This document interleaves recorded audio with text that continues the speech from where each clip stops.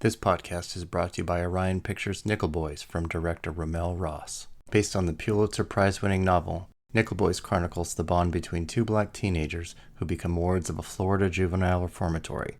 AwardsWatch's Sophia Ciminello raved, Nickel Boys is a new American masterpiece. Winner of the Gotham and New York Film Critics Awards for Best Director, Nickel Boys has been named one of the top 10 films of the year by AFI and the best film of the year by IndieWire, Richard Brody of The New Yorker, and Alyssa Wilkinson of The New York Times, for your consideration in all categories, including Best Picture.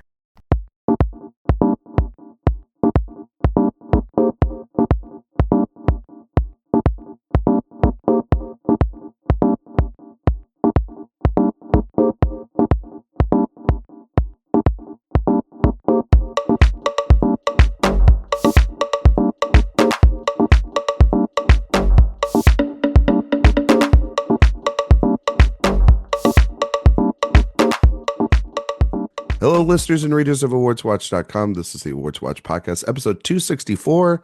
I'm your executive editor, Ryan McQuade, and joining me today is our associate editor, Sophia Ciminello. Hi, everyone. Karen Peterson. Hello. Josh Parham. Hello, hello. Hello. And the master of podcasts, Jay Ledbetter. False, but hello. You're on like every episode now. You can't get enough of it. I've been podding a lot lately. But this is like your show now. You've like commandeered it like the last look, couple you of are weeks. somebody's got to try and keep up with you, Ryan, because you're the master of ceremonies over here. I tried my best. I just like hanging out with you. Oh well, that's nice. You think would we buy a boat together and fix it up and sail it away, buddy? Yeah. Okay, cool. That's good to know.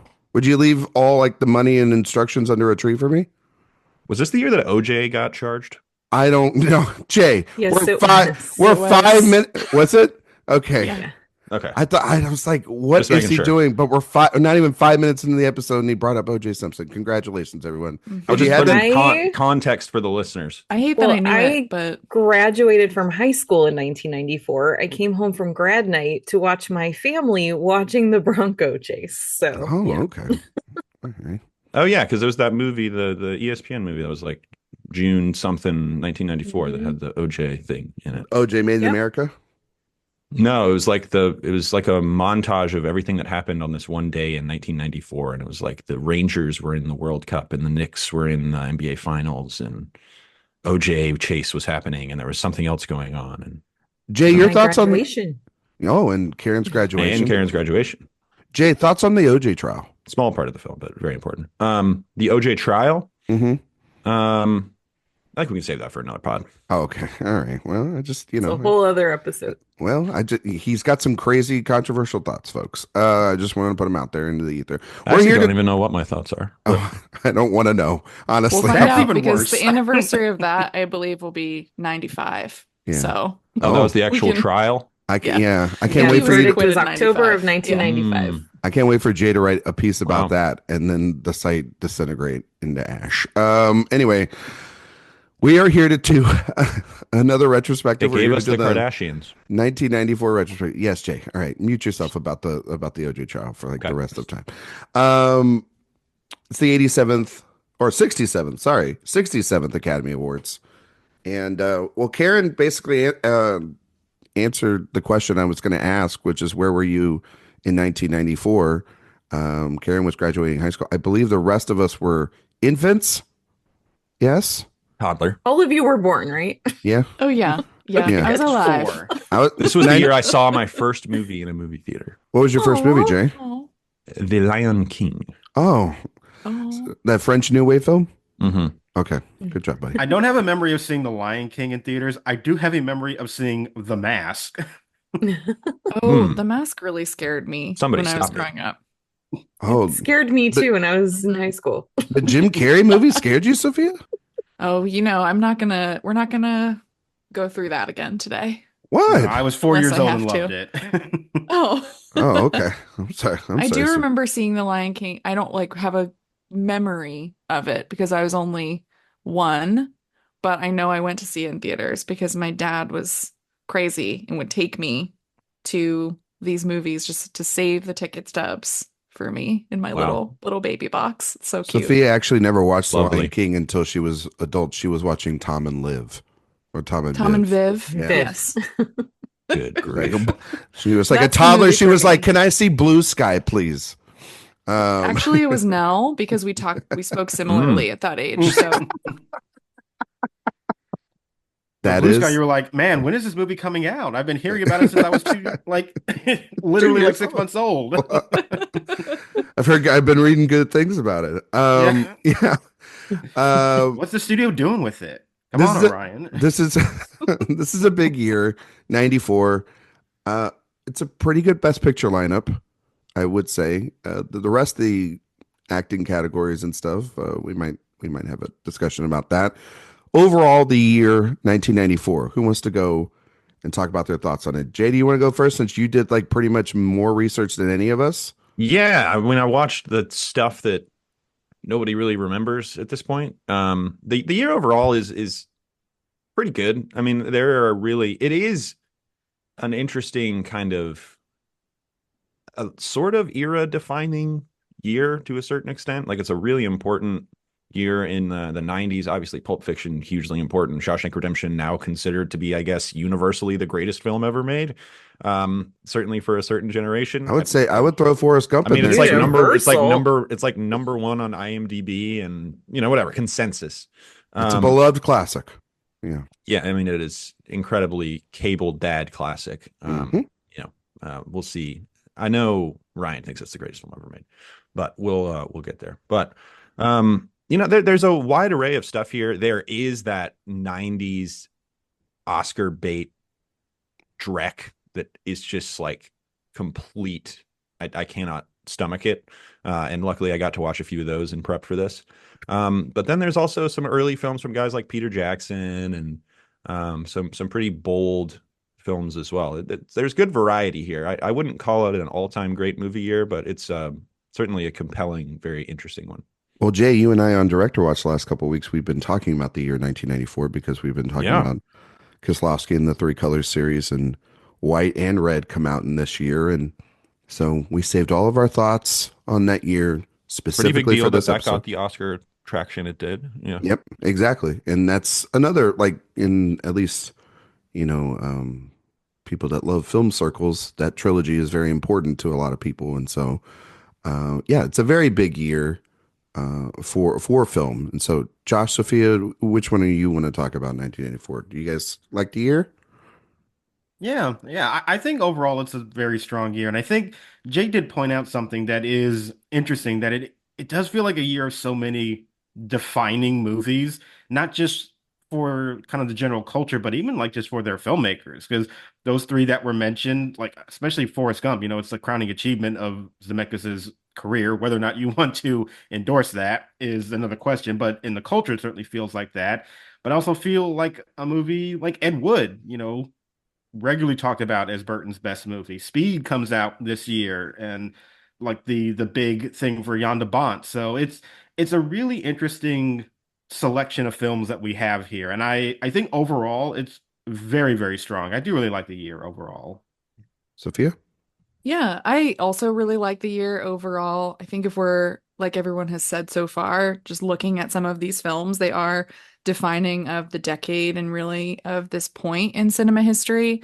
The Oscar winners, I don't know if I can say the same thing, which will be an interesting conversation that we have, where I stand on Forrest Gump. Zemeckis as a whole, can't wait to talk about here a little bit today and its connection to Forrest Gump, of course.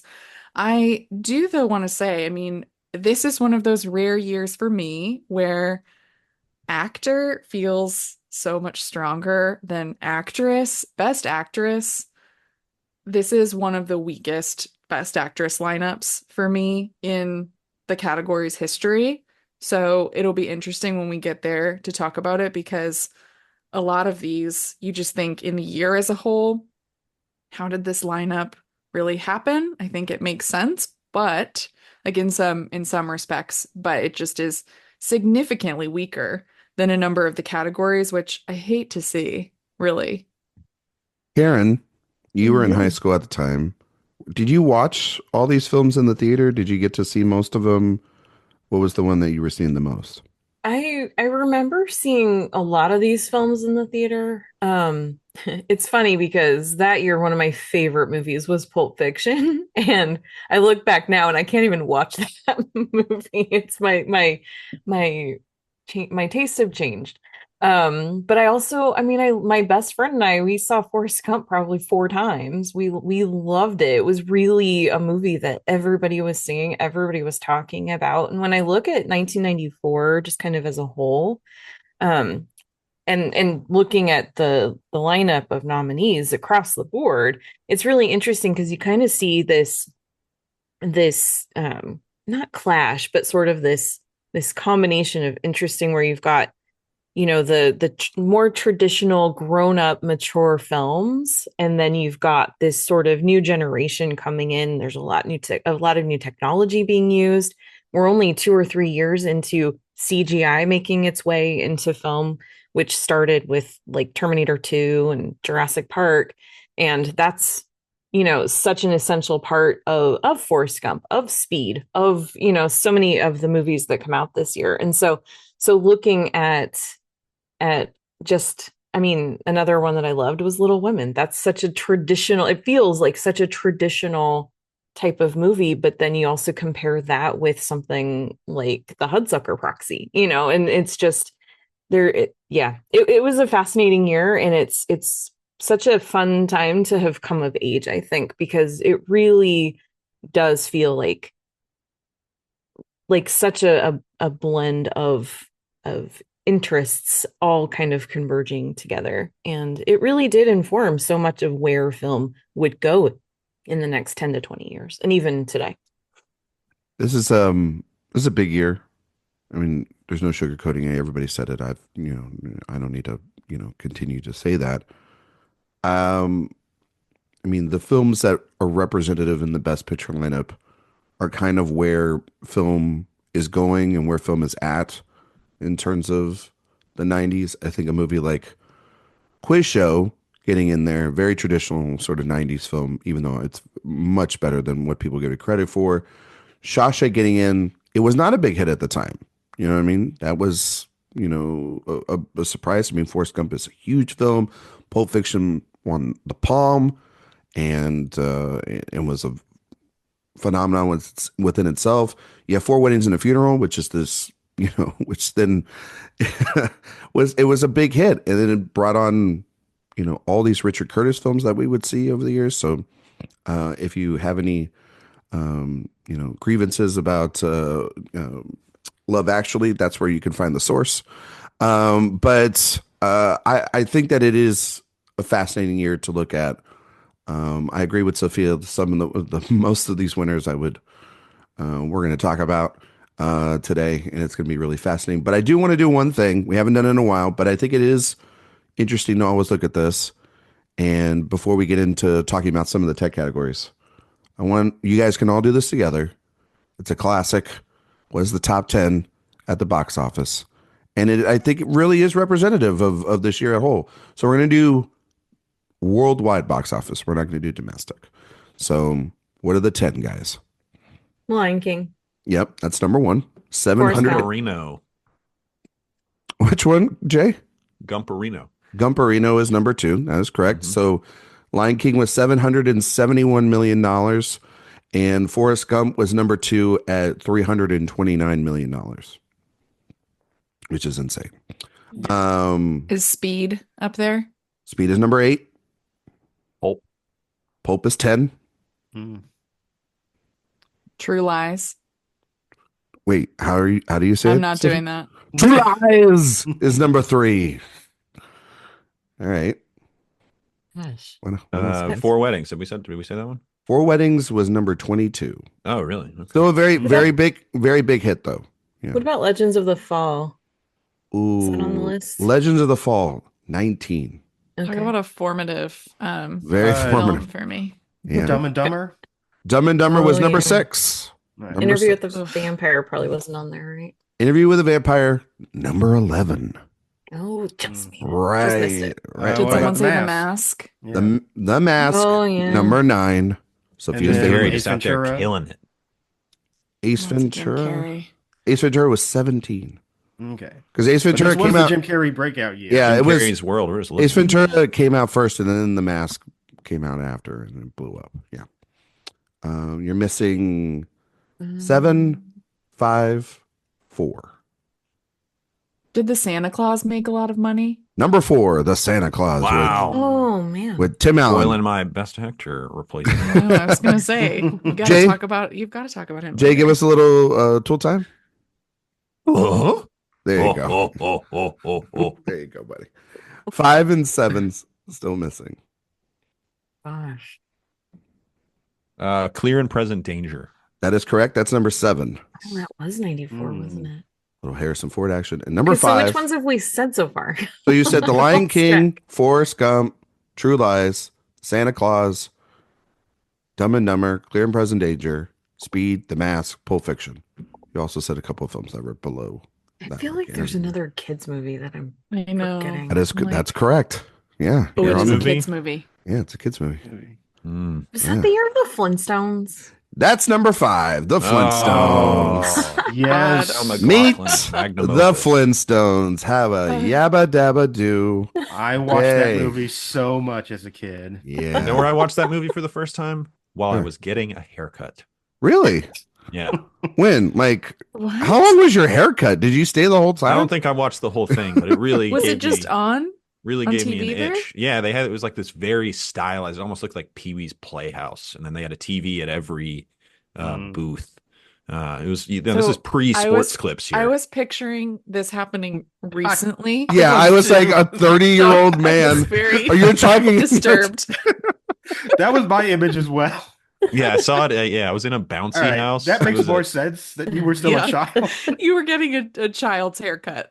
That's I think everybody was thinking that too, Sophia. Oh my God. I was like, this. Wait, did you? And knowing he's a completist at a young age, Jay stayed the Yeah. whole day to watch the Flintstones. I had to finish John Goodman's filmography. Oh my God. Okay, that's the top 10. Jesus. Okay. Let's go around. Everybody can talk, please, about a specific category that from the below the line, even though Karen hates when I say below the line. Just the tech Crafts. categories. The Our crafts. artisans. Yes. There's so many better words. Yes.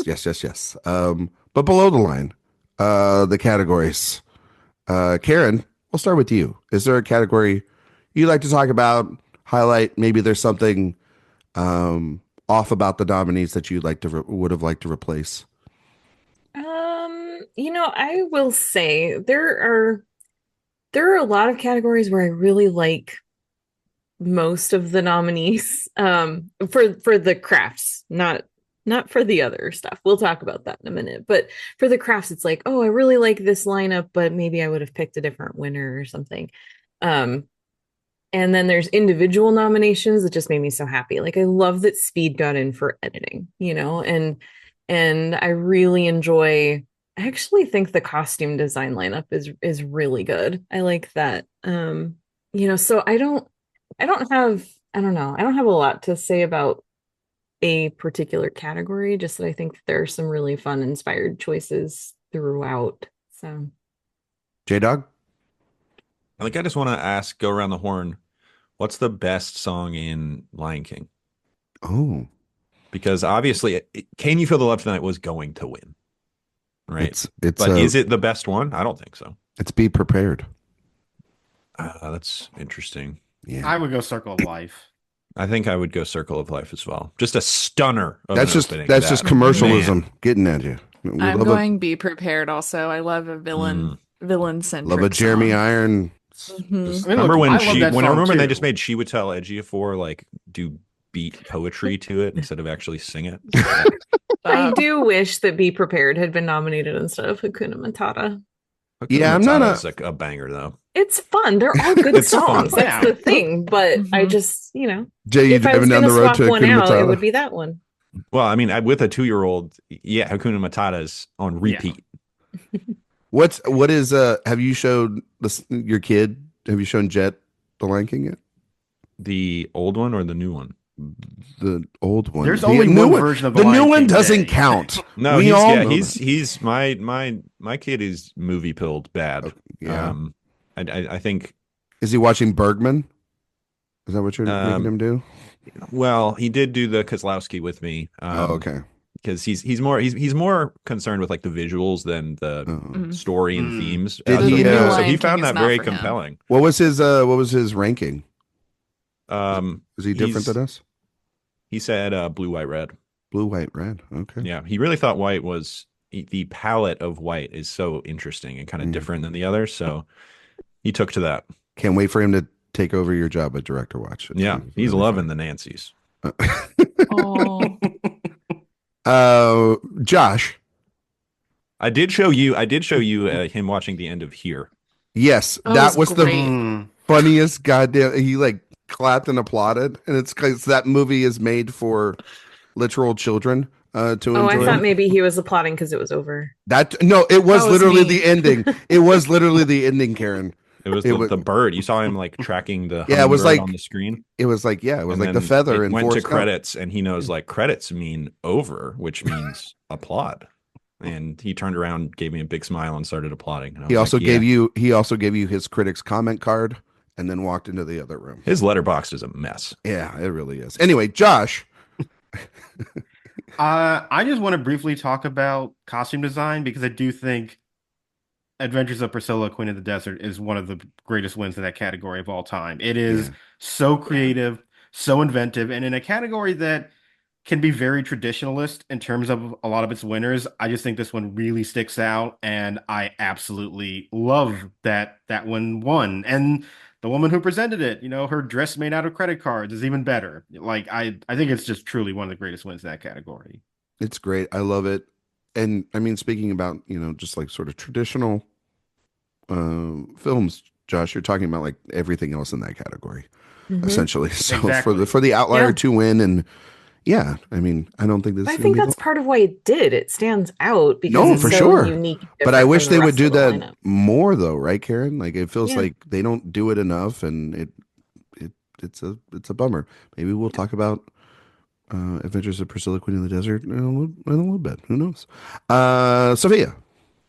Well, that was mine too, costume design, because that is also one of my favorite wins in the category. It's right up there with Coppola's Dracula. I, though, will shout out Hoop Dreams getting a nomination in film editing because I think that's a fantastic nomination. And there was all of that hoopla that year around that Hoopla? film. Yeah. Huh? Around that film. And it, you know, all of the controversy with looking at the votes and whether or not it should have gotten a Best Picture nomination. We'll talk about that later too, but I think it's just a pretty stunning achievement in documentary filmmaking overall, and the editing is a major part of that. I obviously would kick out the winner, Forrest Gump, but I think our other nominees here, like Karen, you said, Speed. I love that inclusion too, but also wanted to call out Hoop Dreams. Speed getting in there is really, really rad. Mhm. When they used to like put in some really cool nominations in those categories. Yeah. Yep. When you see an action movie in there, and you're like, oh, they actually did watch that movie and Right. understood. It's not just a tie-in to Best Picture. It can be its own thing. Yeah. Yeah. And I mean, like, I would jump off of what you're saying there, Sophia, and talk about Hoop Dreams and how, yes, it's very controversial, but the fact that it has that editing nomination and it's not in Best Documentary Feature is kind of ridiculous because no one is talking about any of those other films really that were nominated, and it just kind of proves movies that have staying power don't have to always be nominated for a ton of Oscars. They most films are like that, but it is really interesting when you nominate it in such a specific category like editing, and yet its own branch was like, yeah, we're not doing that. And it just proves also too that the documentary feature category has always and will always be the most confusing, maybe trash collection of people because they always try to go against the grain, almost to like a fault. I don't think they actually really like every time a populist film is up, they're just like, screw that, not gonna happen, suck the joy out of the room. And they continue to do that now. So like, what would be the movie this year? Will and Harper Superman. or Superman? Yeah. Superman, like more so. There's a danger with Will and Harper, but I think Superman, that is the classic biopic documentary that they're never going to touch. Yeah, like what is it? The Michael J. Fox one last year and stuff like it's or Senior or stuff like that. Well, that's what all popular documentaries are now, is like portraits of celebrities. Yeah. Mhm. Yeah. No, for sure. Like the Jim Henson one this year, which is like, it's a Ron Howard movie. It's a classic 3-star. He'll churn those out. It's no like thought, fine. no thought required. Who did someone do narration for that film? I didn't get to. No, I think it's maybe somebody did. I don't know. It's I mostly can't It's mostly remember. talking head stuff. Oh, okay. All right. That movie played at Cannes. David Byrne did that. All right, cool. It is like totally I'm just kidding. Yeah, it's Sophia's like, shut up, I'm Ryan. like, yeah. All We have right. a lot of categories to get through. We I just got what you said. yeah, That wasn't that funny. no. Well, that's just mean. I can't take that serious from somebody with their hat backwards. Anyway, I know. I'm sorry. Dude, so backwards hats are in right now. yeah, that's not good. Okay, we're gonna do the shoulda, coulda, woulda game. Everybody knows, or at least you listened to this at a certain point, a retrospective this year. We changed the game. We all do this together. We replace 2 nominees in the category, or we can. We don't have to, in the screenplays, the acting categories, and in director. And then once we replace 2 of the nominees with nominees of our own, we then select a new winner. We have 5, so we do have a chance to break ties this week, which is great. In Best Picture, though, I believe, and Josh is usually he has the book of all the rules, and he took them off the shelf today. 3 replacements, though, in Best Picture for a year of 5. Correct, Josh? Am I right? Yes, that's what we have been doing in the past. Thank you, Josh. Sometimes I need Josh to Josh do is this. our rule keeper. He's Keeper of the keys. Yeah, he's the keeper of the keys. He's the key maker. All right. I got 13 keys for predicting the Oscars. There you go. Or shouldn't it be like 26 for all categories? Anyway. No, you already didn't know what the joke was, Yeah, so all right. Well, I'm sorry. to pass the election, I can understand. Yeah. All right, let's do Best Adapted Screenplay. All right. So the winner was Forrest Gump. The other nominees were The Madness of King George, Nobody's Fool, Quiz Show, and The Shawshank Redemption. Who wants to go first? What are we taking out, guys? The winner. The winner. Yeah. Here's what I want to say about that. And I'm totally fine with removing Forrest Gump. That's fine. But what I will say is that adapting that novel, Not this easy. was the best possible version of it, I think. The book, which I have read, is, as much as you might dislike Forrest Gump, the book is even worse. So Oh no. it was Karen, did it you was a read good adaptation, is what I'm saying. Karen, did you read the sequel book, No. Gump and Company? No. I read that one. Why? That book's terrible. Well, because I I was never know if you're being serious or I'm- not. I'm being Um, serious. There was a sequel book called Gump and Company, and it was basically from the end of that book all the way through the Clinton administration, and yeah, it was. Oh, I guarantee you there's some Lewinsky action in there. I know that was the thing. Tell me I'm wrong. Yes. Oh. No, I don't remember. It was years ago when I remember, but I just remember it not being like. I don't think they would have put that in the book, Jay. But I think. Are you kidding me? It's an important event. It's I think the Watergate Zemeckis of its time. I think Zemeckis would have easily. Well, the book has him running down the freeway with a naked Raquel Welch. Yeah. So Oh. it wouldn't put it past. I wouldn't put it past the him to writer, write that yeah. into the novel. I would take out The Madness of King George. Just like as for me, a You mid didn't of a watch movie. that movie, did you?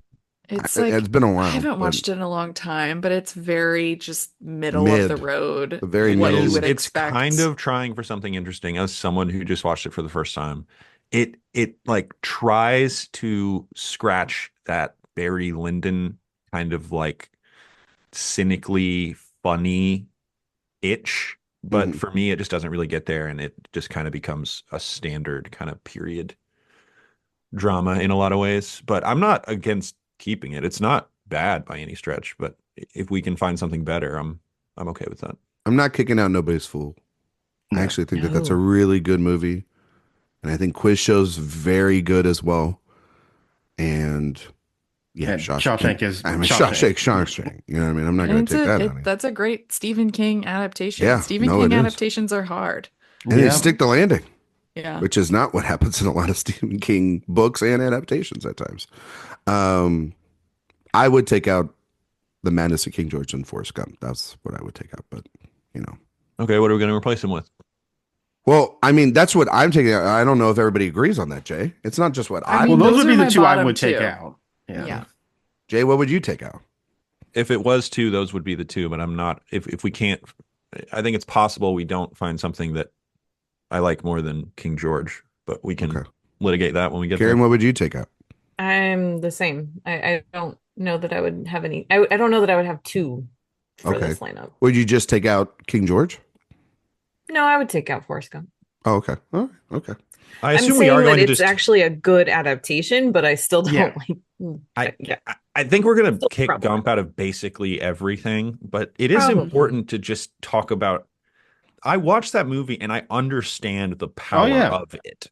I watched it recently too, and I get it. I understand why it was so incredibly popular. And if you look at it in the I'm sorry, I totally just cut you off. No. I mean, I was just going to say that I understand from the perspective of that audience that was really looking for like that kind of a movie to hit. I totally get it. I just think that what it's saying is kind of repugnant at times, and I don't really like the messaging of it, but in the context of 94, totally understand why it was a big hit. Well, and I think it's important to note that a big reason why it was such a big hit is actually not the story, it's the technology. Yeah. So It's the technology. It's Hanks. Zemeckis was it was his year. I mean, we all know the story. We're going to talk about it, but it was Bob's turn. It's Bob's turn, which, it was also a you'd like to hear that about other. movie. Yeah. I mean, like, that's the thing too. It's like, made so much money. it made so much money. Like, it's one of those, it's like, we may not like it, you know what I mean? But America and the world did, At the time, yeah. At the time. No, I mean, some people still consider it one of their, some people, I heard recently, someone who's a critic that was like, it's still my favorite movie of all time. I'm like, really? But, does that movie have any bite? Is it like, can I keep trying to bend my brain to find you have to have a satirical edge to it, and I still haven't really been able to figure it out. But it does have a little bit of bite to it. I mean, like, how do you think they got all that shrimp? You're on a roll today, man. I am. You're killing it. I know, buddy. Okay, so we're gonna take those two out, I guess, for now. Tentatively, we could put them back in if we want. Yeah. Do we have replacements? Okay, I have two kind of fun ones. I don't know if anybody's going to agree with me, but I think that these are this the ones is I came up with. I think this is going to be the show where we're going to have a lot of fun replacements. So I have so many just silly fun replacements. So one of them is True Lies. Hell yeah. Me I too, do have Josh. that one. I love that movie. And honestly, might be Cameron's best script for me. It's either that or Aliens is my favorite script of his. That one's got a satirical edge to it. Mm-hmm. Yeah. And then the other one is Wes Craven's New Nightmare. Oh. All right. I like that. Josh coming in with some out of the box picks. I like it. I love that franchise, and I like how meta that story is, and I think it's really, really interesting. And that kind of is like the kind of, I guess, emphasis then to do the Scream films, right, Josh? Wouldn't you say? Like, if you make Afternoon Nightmares, kind of like oh yeah, I mean, I think you can definitely see a like that's where he's direct going. correlation between what they do in New Nightmare and then what he does in Scream. Yeah. I'll go Interview with a Vampire. I think I had Interview with the Vampire on my list as well as Little Women. Little Women. I do like the 94 Little Women.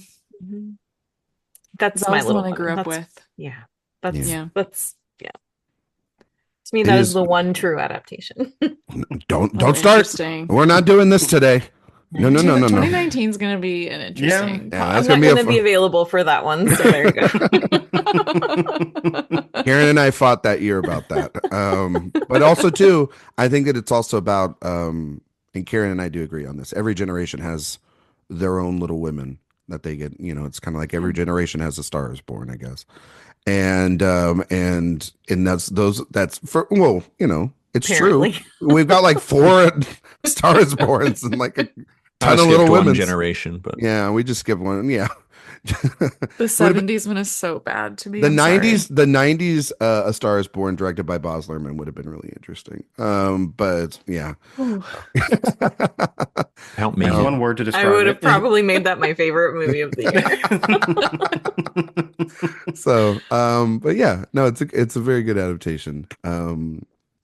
It's not 2019, but it's very good. Yeah. But I would like True Lies to be one of ours. yeah, I mean, that is my favorite Cameron script. I agree. yeah. I'm good with that. I'm I good mean, I with love that. that movie. That's my favorite Yeah. Cameron You guys- movie. Was that your favorite Cameron movie? Mhm. Hmm. I think that's mine. It's the most divorced movie of all time. Hmm. Yes. Good job, Jay. We're on a roll today, buddy. All right. No, I mean, truly, that's what I think about that movie. Is it is like the most bitter post-divorce movie ever made. yeah. Okay. So it sounds like True Lies is on the table. We had Interview with the Vampire, Little Women, New Nightmare. Anything else we want to throw out there? No? Okay. I don't think I have I anything think that's better. a good selection. Okay. So we got to pick one. Little It sounded- Rascals. You know, I'm thinking based off of what I heard, maybe Interview with a Vampire and True Lies are the replacements. Is that okay? Or you guys want something else? I'd go Little Women, but Okay, Little Women. Between I those think I'd two, I actually would say vote Little for Little Women. Women. Yeah. Okay. I'd go there. All right. Okay. So Little Women and True Lies Mhm. are our replacements. And then Nobody's Fool, Quiz Show, and The Shawshank Redemption. Those are our 5. That's a good lineup. All right. Josh Parham, what are you giving the win to? I'm gonna be basic and say The Shawshank Redemption. Okay. Sophia. basic number 2. I'm also gonna say The Shawshank Redemption. I don't know. There's something about that just like I've tried to be cynical with that movie over the years, and if it's on cable, I'll watch it. If I play the ending, I cry. It just works. I'm going to go Quiz Show. I think that the thing that always makes Robert Redford movies in the latter part of his career a real drag are the screenplays. And this is at a time where he had some really good screenplays in his career. And I think that this is kind of a movie tailor-made for me. And just like a historical drama. It also has this investigative angle to it. These great dialogue to give these great performances for people. These veteran actors, like it's a movie tailor made for me. I think it's Redford's second best film, outside of Ordinary People from the director's chair, and yeah, it's really really great. Yeah. And Gotta love a movie where one of the main plot points is discussing film year versus ceremony year at the Oscars. yes, Love it. Mhm. Yeah. Oh, maybe I'll switch my vote just for that, honestly. Karen. You know, this is difficult for me. You know what? No, I'm just gonna say I'm going with Little Women, an adaptation of a novel by a woman, written by a woman, directed by a woman. I have to go with that. Okay, all right. Jay. Yeah, I'm gonna keep it straightforward and give the win to Shawshank.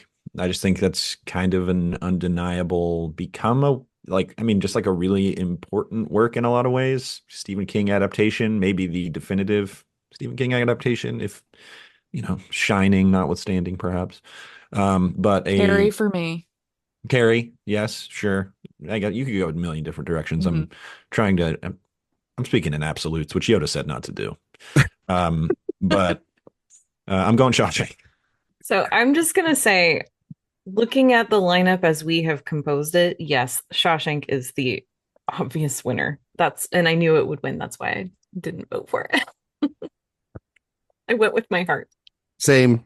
I knew Shawshank was going to probably have the votes. Too, though. You know, but also This is a good lineup. Like, nobody's Yeah. a really good screenplay, I think. Mhm. Yeah, exactly. All right. Sophia, could you read the nominees for original screenplay, please? Yes, we had Pulp Fiction, which was our winner, Bullets Over Broadway, Four Weddings and a Funeral, Heavenly Creatures, and Three Colors Red. It's a good lineup. It's Actually, better than Adapted, It's I think. Yeah. one of the better screenplay lineups we've talked about on these retrospectives, to be fair. What do we want to replace? We don't have to replace, by the way, either. But if we wanted to replace, Karen's already got her red pen. I know where she's going. So I'll kick it over to her. I know I'm getting outvoted, but I would definitely take Pulp Fiction off of this list. I think this is a good time to talk about it, Karen. Okay. What? Because you said, well, you said that at the time you watched this in '94, it was like your favorite movie of the year. Yeah, when I was 17. When you were 17, yeah. But things have changed. Your taste has changed. What about Pulp Fiction hasn't particularly aged well for you? And because I mean, like most of us, like Jay said, we're probably going to vote off a lot of Forrest Gump today because that's a movie that hasn't aged well for us from watching it a lot on like TNT or AMC or something, you know, when we were young. So for yourself, that, you know, why has it changed for you, or what about it has changed for you? Well, I think so. Yeah, not to sound accusatory, I'm just kind of curious. No, I appreciate that. No, I mean, when I saw this at 17 years old, I was very swept up in the showiness of it, and I wasn't really thinking very much about what the movie is saying, what it's actually doing. I was so interested in the way that it's constructed, and I still stand by that. I think it's well constructed as you know.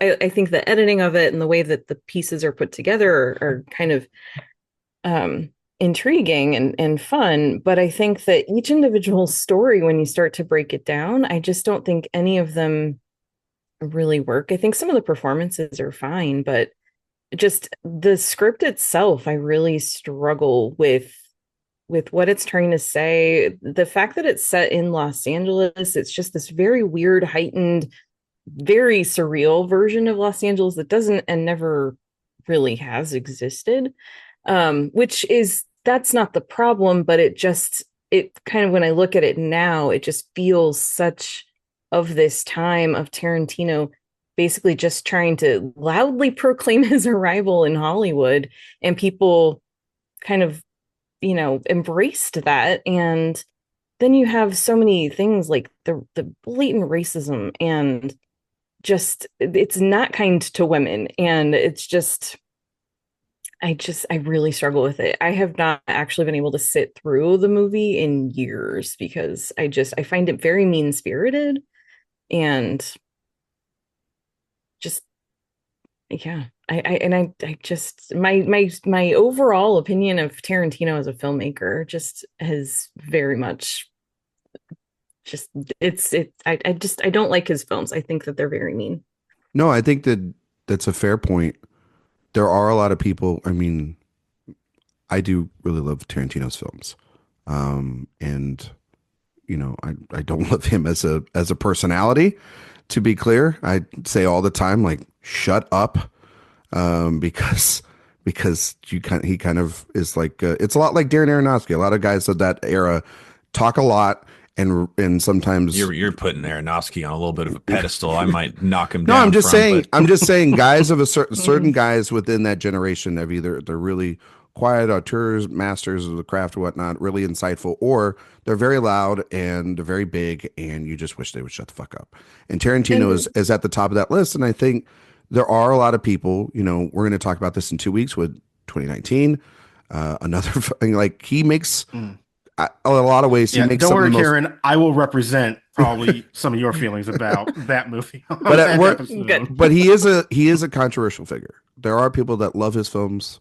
They go for, and there are people that do not like him or are put off by him. So, it to be a 100%, in support of Tarantino is not, always representative of just how film is. And, Karen, that's totally fine. I get that. Well, and I think Pulp Fiction is, when you look at it, I think it's a perfect representation of who Tarantino is and who he wants to be. And that's, I Which is a black can't buy man. into that anymore.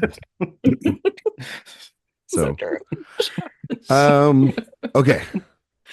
So Karen would vote out just Pulp Fiction in the category, Karen, or anything else? Yeah, probably, yeah. I think it's a good lineup. Okay. Jay? Yeah, I do think this is a good lineup. If there was one, not really a Richard Curtis guy, I would kick out Four Weddings. And then if there was one more, I like Heavenly Creatures a lot, but the thing I love about that movie is the direction, not necessarily the screenplay. But I would be fine if we kept that one. Four Weddings is the one I would definitely kick out if it was just me. Heavenly Creatures now seems like we're not going to get you in director, so we'll just throw you in a screenplay. Oh, that's totally. category. It's the Spike Jones. It's like this the is weird, to get the movie nominated. a young for something. person Yeah. movie. Yeah. Like, we saw your movie, we liked it. We'll see you in a Yeah. couple of years when you make a movie about some rings. So, Josh? Seems like hip people like this movie. Let's give it a screenplay now. Yeah, exactly. which is pretty common with the writer's branch. Yeah. Yeah, I would also agree for Weddings. Like, it's a good movie, but it's not one that I'm like particularly attached to in this group. And as we said, it's a very, very strong lineup overall. So that would be, if I'm ranking them, that would be number 5 for me. Yeah. Sophia, same? Yeah, same. Four Weddings and a Funeral, not my favorite. I might bring it up in another category more kindly, but that would be my 5th, and Heavenly Creatures too. Oh, okay. Karen, Yeah. though, I have to tell you about Pulp Fiction and my rewatch. The women in the movie did feel like aliens to me. Yeah. I was like, what's going on here? I Thank like Four Weddings and a Funeral. I think it's one of Richard Curtis's better films, or better screenplays, because it's not his film; it's Mike Newell's film. But I would replace it as well. And yeah, I agree with Jay. Like, Heavenly Creatures is a very good film, but that's more about, I think, the form rather than the visual sense, rather than Another one of those where if we can find something better, Yeah, if we can replace it. Yeah. Yeah, exactly. We can Couple. replace Four Weddings, and we can keep Heavenly Creatures as a side, just like in. Put it in yellow. Yeah, we'll put it in yellow. That's what we'll do. All right. Replacements. Hudsucker Proxy. That's on my list too, yeah. Ooh, that's a good one. All right, Also Jay. on mine. Okay. Jay coming in with Hudsucker Proxy. I can go with that. What else? And then I guys? would like to present one more. If you consider the songs a part of the screenplay, I think Lion King's songs make it undeniably powerful as a piece of writing. Well, did they? Well, I don't. I mean, it Is it is. I don't really know if that based on counts. I have no Hamlet? idea if that counts. I mean, there is. I almost the- did bring it up and adapted. Well, that's the thing about it I is had like. it with a question mark on both. Yeah. Well, that is the question, is that we all know it's kind of loosely based off Hamlet, and that's just kind of But what I don't think it's known. officially. But it's based not on official. Hamlet, though. It's what it's based on unofficial. is Kimba the White Lion. Like, Yeah. they stole it. I mean, it's crazy. but they didn't officially. No. So it is technically an original screenplay with 9,000 people on the story. Yeah, if I'm you not go going to and look count it up. that. I love The Lion King, but we all know I was what just the throwing writing it out process there. for You those know I animated throw Oh out my some God, weird there's stuff every now so and many then. people on this. I'm story. telling you. Yeah. I'm telling you, if we For saw some that, reason, William Shakespeare is not on that list. yeah, Yeah. Billy Shakes is, but not Will. Oh, you are on a roll. Look, you're talking to the guy who willed Isabel Furman to a hypothetical nomination last time I was on. So I'm going to throw some weird stuff out there. When we boy, get to Jay. acting, just wait. I got an absolute heater for I'm waiting acting. for Jay to I just can't be wait. like original screenplay, Angels in the Outfield or something like that. You know what I mean? I'm just waiting for him to do something wild like that. Um, anything else, guys? I would also like to just give some love to Reality Bites. Yes. Yeah. It's not the only time we're going to give some love to it, in Good. my opinion. A great movie. I love Reality Bites. I would, yeah, you know what? I'd put that up there. Those are good. That would be two interesting noms to kick out Four Weddings and that. Yeah. Josh? Oh, Sorry. sorry. No, No, Sophia. go ahead, Sophia. Yeah. I would love to throw some love to John Waters for Serial Mom. Yes. I have that elsewhere, but yes. Me Yes. too. One of my most quotable movies I think we have here. So good. Yes. There were three others that I was thinking about. It shows you how like great a category this was this year. Just other ones to consider. Clerks. This is the year of Clerks, which I think is like Big another deal. very defining movie, especially for independent cinema, and Yeah. kind of rather interesting to think about this and Pulp Fiction coming out the same year. Yeah, and those personalities. Alongside, yeah. Truly. Get You know, those actually, two I wanna guys in a mention- room. Oh Yeah. God, please no. God, yeah.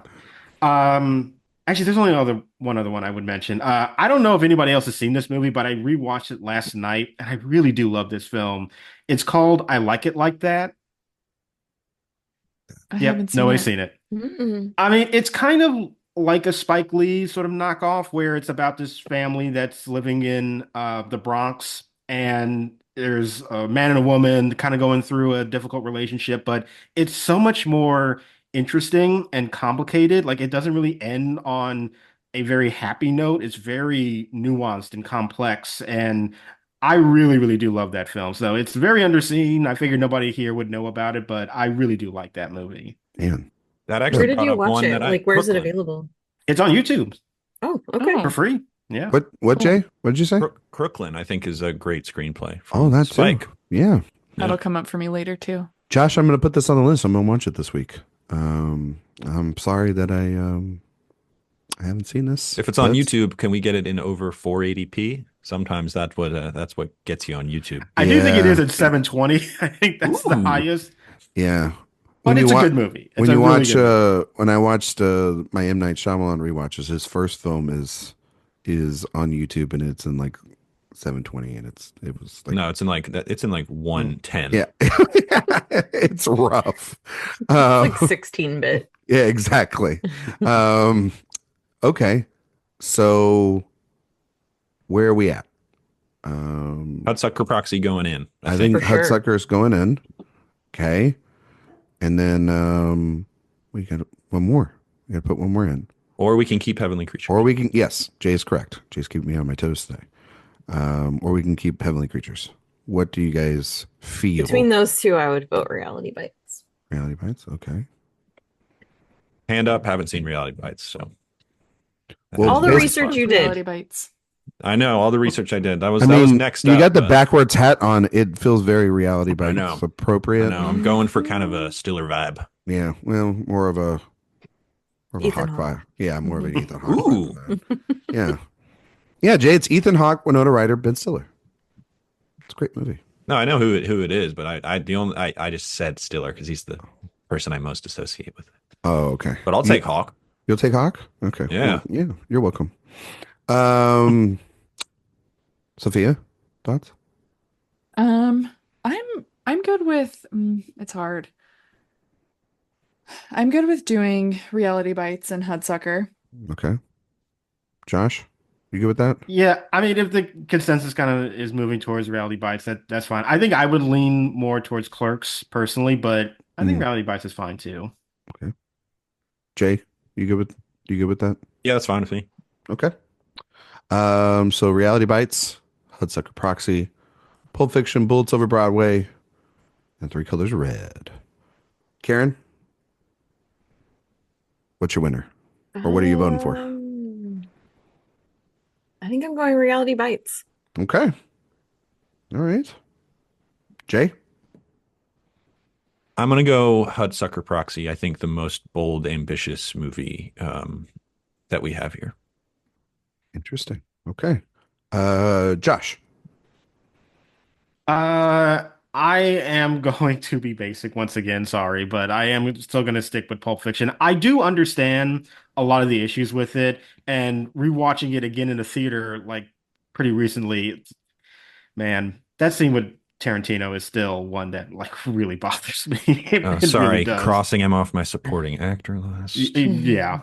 But I still feel like the just spirit of those characters and just how wild that movie is and how much energy it has within that story, I still find to be really radical. And I think especially when I compare it to a lot of the later Tarantino movies, it really only emphasizes even more how much later in his career he just, in my opinion, didn't really care about characters all that much, and it was all about the genre pastiche. And what I like about Pulp Fiction is that it really feels like it's going for this influence of like French New Wave, but it isn't doing a direct copy of that. And I think that this is the more interesting era of Tarantino for me personally. So I still respond to a lot of things in that screenplay, and that's why I would still pick it as the winner here.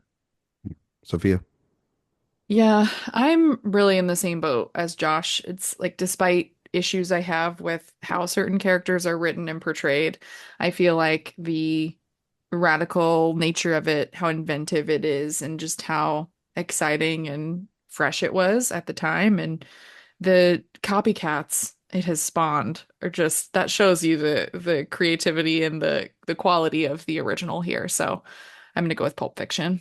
I Nothing Keep it think it worse. with still hits in a Tarantino. theater. I mean, it See, really It does. does. It If we does. were doing crafts, I would definitely give this the editing win. Mhm. Yeah. Yeah. I mean, it's a masterstroke of editing. And Yeah, and you can tell losing Sally Menke, I think it was a no, big hit for Mm. Tarantino's filmography, no, personally. for you, We're getting an early sneak preview Um, of the 2019 up here. Nope. Yeah, I Nope. think you can, for me, track a very big decline when he no longer has Sally Menke to rein him in. I think that It'll be in that episode will be interesting. I think Let's that- litigate that later. I think, yeah. I mean, I think I've always found that argument to be a little disingenuous. But Oh, ouch, Josh. Well, I look at the quality of the movies and how they're edited, and I looking from Inglourious Bastards to Django, just that right there, I can tell somebody is not telling him no with some of these scenes. Wow, okay. that's gonna be a hell of an up. I'm going with Pulp Fiction. I'm sticking with it. I think it's a fantastic screenplay, and most movies from the 1990s don't age well, folks. I'm just going to put that out there. We're much more I thought you were social. gonna go with Woody Allen. Oh well, you know, that's I Jay's mean, guy. in fairness, it is one of his better Sure. screenplays. I actually like the movie, so Yeah. No, I like Bullets Over Broadway. It's a good movie. I'm not gonna no. Yeah, Jay's guy, the Woodster. Anyway, Ah, the Woodster. anyway, no, I everything you guys said about it is true, and I rewatch. You know, I am very aware of the flaws of that film, and I kind of moved it down over the years in my rankings for Tarantino because I'm just like, yeah, I get, you know, all that stuff. And then a couple months ago, I was like, I knew we were getting ready for this episode, and I put it on, and I. You know, my wife was like, where are we watching tonight? And I said, Pulp Fiction. She says, oh, wow, we haven't watched that in a while. And we watched it. We were quoting the whole thing. And It is one of those movies. And it's one of those movies where you're just like, yeah, every line, every moment. Like there's even like the rough ones, you know when to walk out of the room. I take a break quoting the dialogue when Tarantino comes on screen, but Yeah. I know most of the dialogue. Yeah, exactly. Well, I'm okay. I'm not going to go there. You But know what the it's- dialogue is, you just don't. Yeah, you just don't want to say it. I do agree that scene doesn't age well, but I can also point to probably a dozen films from this year where scenes don't age well, or they're inappropriate, or they made me feel, like ugh.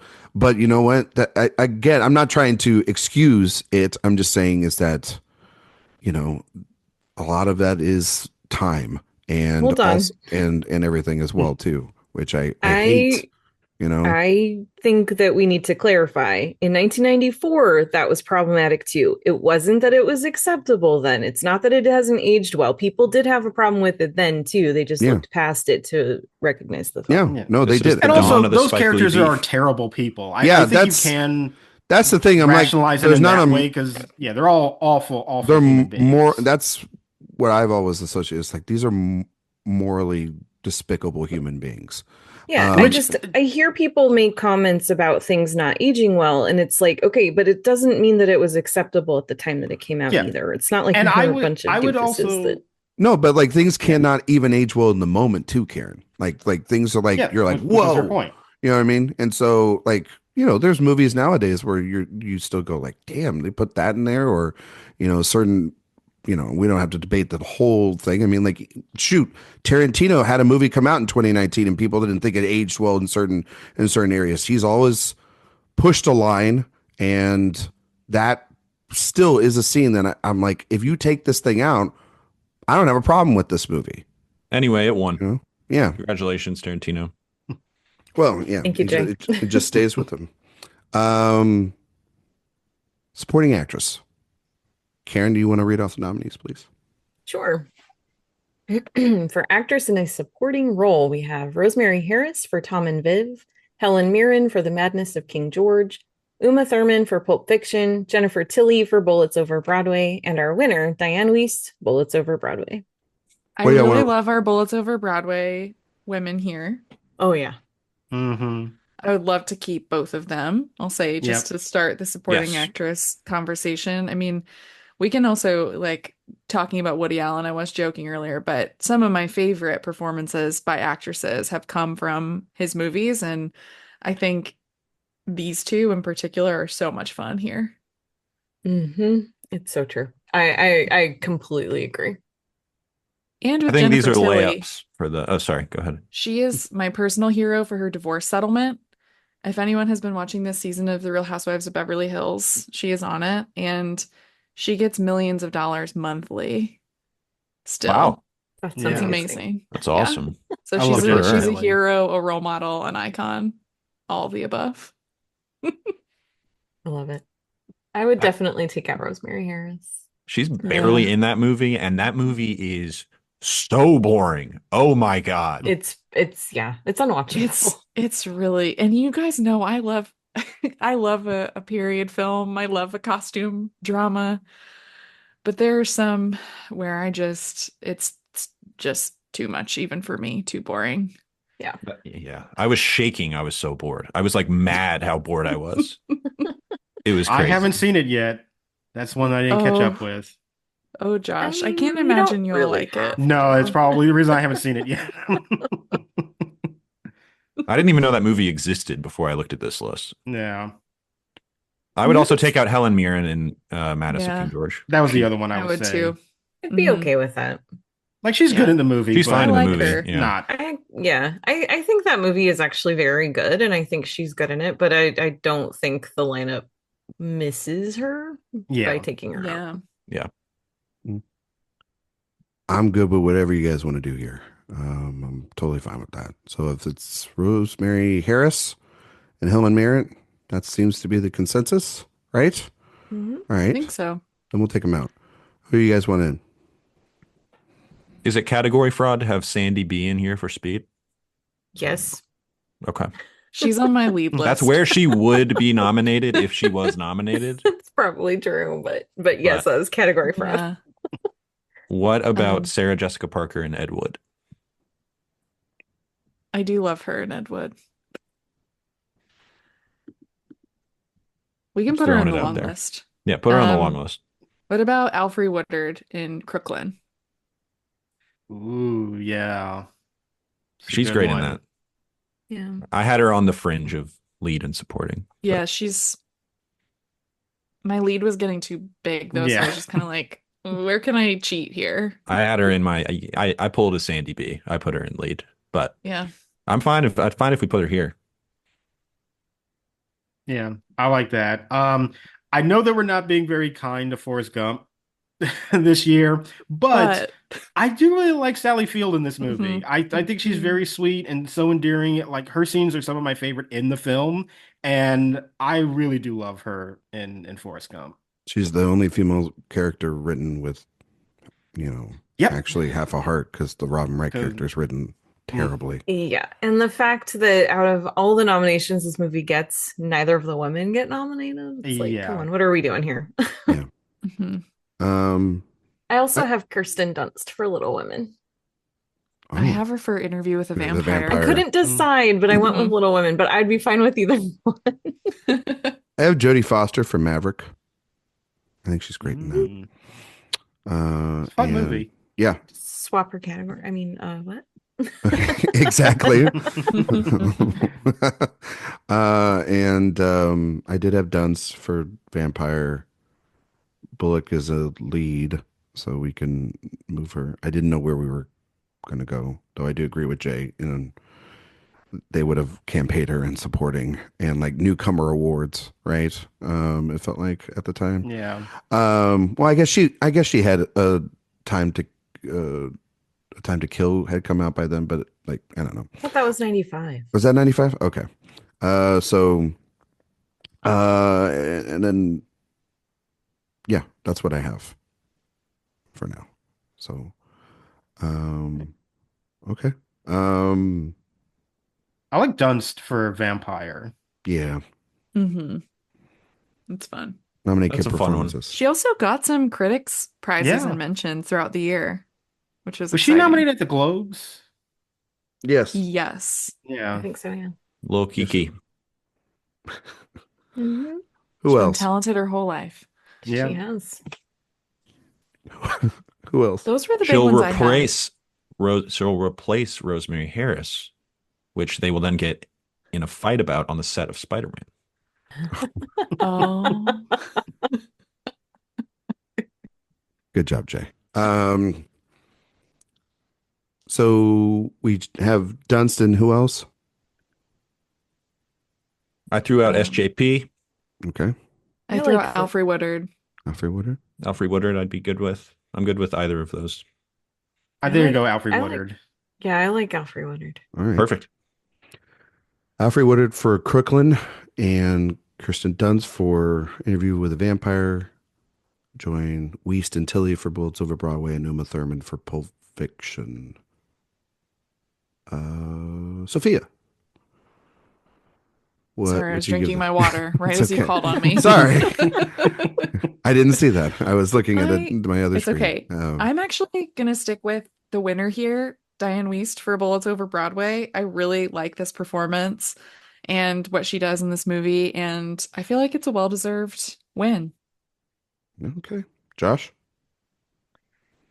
I was actually going to go with Jennifer Tilly. I He's so love good. Diane Wiest as She's well, so good. but God, Jennifer Tilly just makes every scene that she's in better, and I absolutely love her in that film. I love her in everything, and yeah, she'd be the one I'd vote for. Karen? I agree with Josh. I'm sticking with Bolts over Broadway, but I'm switching to Jennifer Tilly.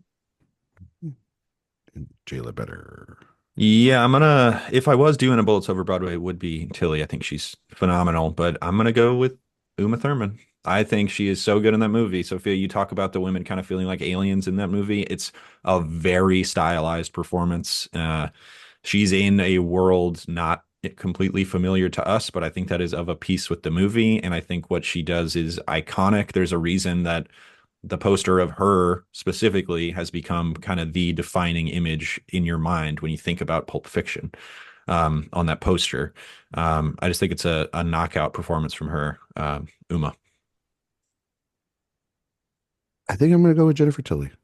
And JT. yeah, I think she's phenomenal in the film.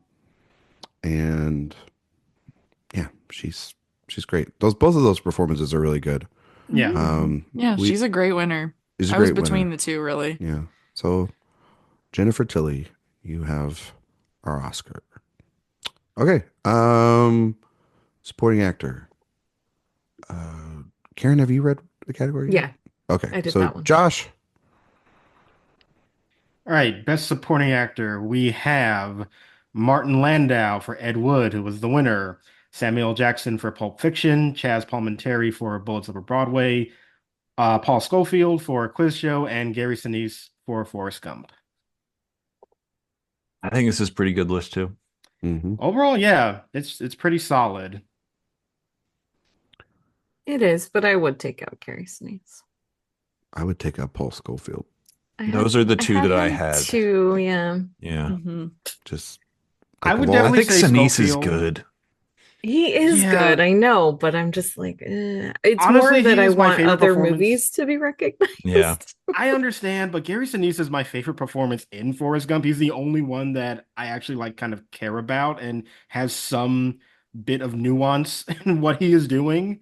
But I understand that we're not in a very like happy Forrest Gump mood right now. I totally get that, but I do think of the performances that they did recognize, I really, really did like Gary Sinise. Sinise is good.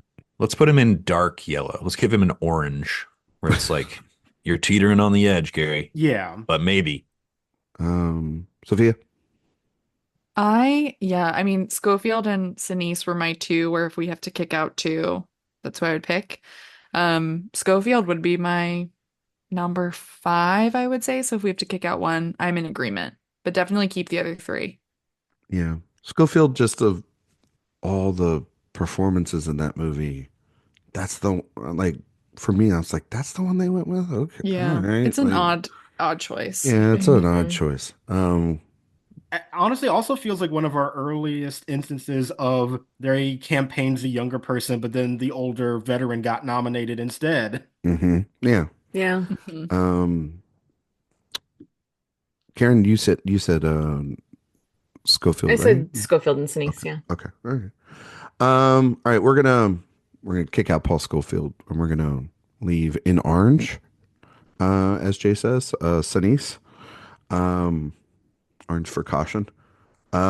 Extreme caution. Extreme caution. Who are we replacing him with? I'm going for double nominee Paul Newman. I was going to do the same. Proxy. Yes. Me too.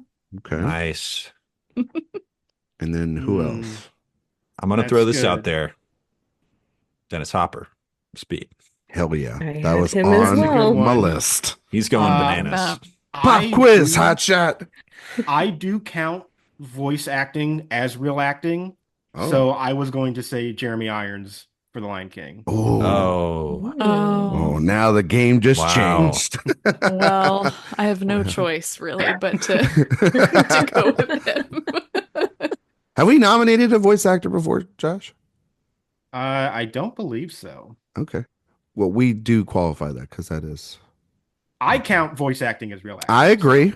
Yeah. Right? Until they create a category, they would go in these categories. I'll tell you that. I also hate myself for saying this, but I would be remiss if I didn't say Tom Arnold is great in True Lies. Oh, yeah. He is. So He's really good. good. So good. Oh, well, I mean, if we're talking about people from True Lies and who should get it in the supporting actor, not just Tom Arnold, but it should be Bill Paxton. He's Mhm. Oh, incredible. Billy Paxton. Billy Paxton is Yes, incredible in lobbing that movie. grenades in that one. So you've named so many good ones that I didn't have on here. I did just want to bring up Charles Grodin and Clifford. He's so good in that. I was wondering who was. I was going to wonder who was going to bring up Clifford. I would say Harvey Keitel in Pulp Fiction. He's a good one. He's really good. My favorite performance in Pulp Fiction is actually Bruce Willis. So I wanted to just throw him out there Mhm. too. Is Willis. I mean, it feels like he's almost like a lead at times. And like, nobody's really a lead in that, but Yeah, I know. Well, he they is put one in- sort of the center of the story. Yeah. When you look back on it. But yeah, when you really look on it. If we're doing anybody from Quiz Show, I would say Totoro from Me Quiz too. Show is That's who incredible. they were pushing. Yeah. Yeah. Because I would This say is also the fine- year where we get the very crazy Gary Oldman in Leon the Professional. yes. Damn, there's a lot of good. yeah, There's a lot of good- a lot of guys. There's a lot of Yeah. guys. Yeah. I figured that Portman was a lead, and that's why we didn't talk about her in supporting, right? Or Or people co-lead. don't like her. Or people maybe don't we like- just don't want to touch Or, that. yeah. Would rather forget that movie exists. Okay. I'm just. Well, it sounds like Newman is in. Like we got 3 Newmans. Mm-hmm. All right, Seinfeld, calm down over there. Um, Wow. Double Newman nom. there you go. I And would go Irons in The Lion King. I did like Yeah. that from Josh. Yeah, I think that's a good one. I like Hopper though and Speed. Hopper's good, but I think Irons is like so defining. Yeah. That's for inspired. so The many Yeah. definitive people, yeah. animated villains ever. Yeah, that's true. He's probably the best character in that movie. Well, it's a Oh, Disney yeah. movie. Obviously, the villain is the best character. No, Yeah. that's Yeah. true. Yeah. That's true. Good point. All right. Jeremy Irons, The Lion King. Wow, we did it. Paul Newman, Hudsucker Proxy. Samuel L. Jackson, Pulp Fiction. Chaz Boman, Bullets Over Broadway. And Martin Landau for Ed Wood. Jay, Yeah, start us off, buddy. this is a banger list here. Shout out Paul Terry, who I watched that movie for the first time. He's so funny in that movie, but not going to give it to him. Just wanted to shout him out. This is a great list. I used to always be one of the few who was like, Martin Landau's great in that. What are you guys talking about? And then like Josh, I saw Pulp Fiction in a theater about a month ago, 2 months ago. And it is just like, that is one of the most iconic screen performances in history. And for me, if you kind of consider how good it is and also how important it is, I got to give it to Samuel L. You get your Oscar. Karen?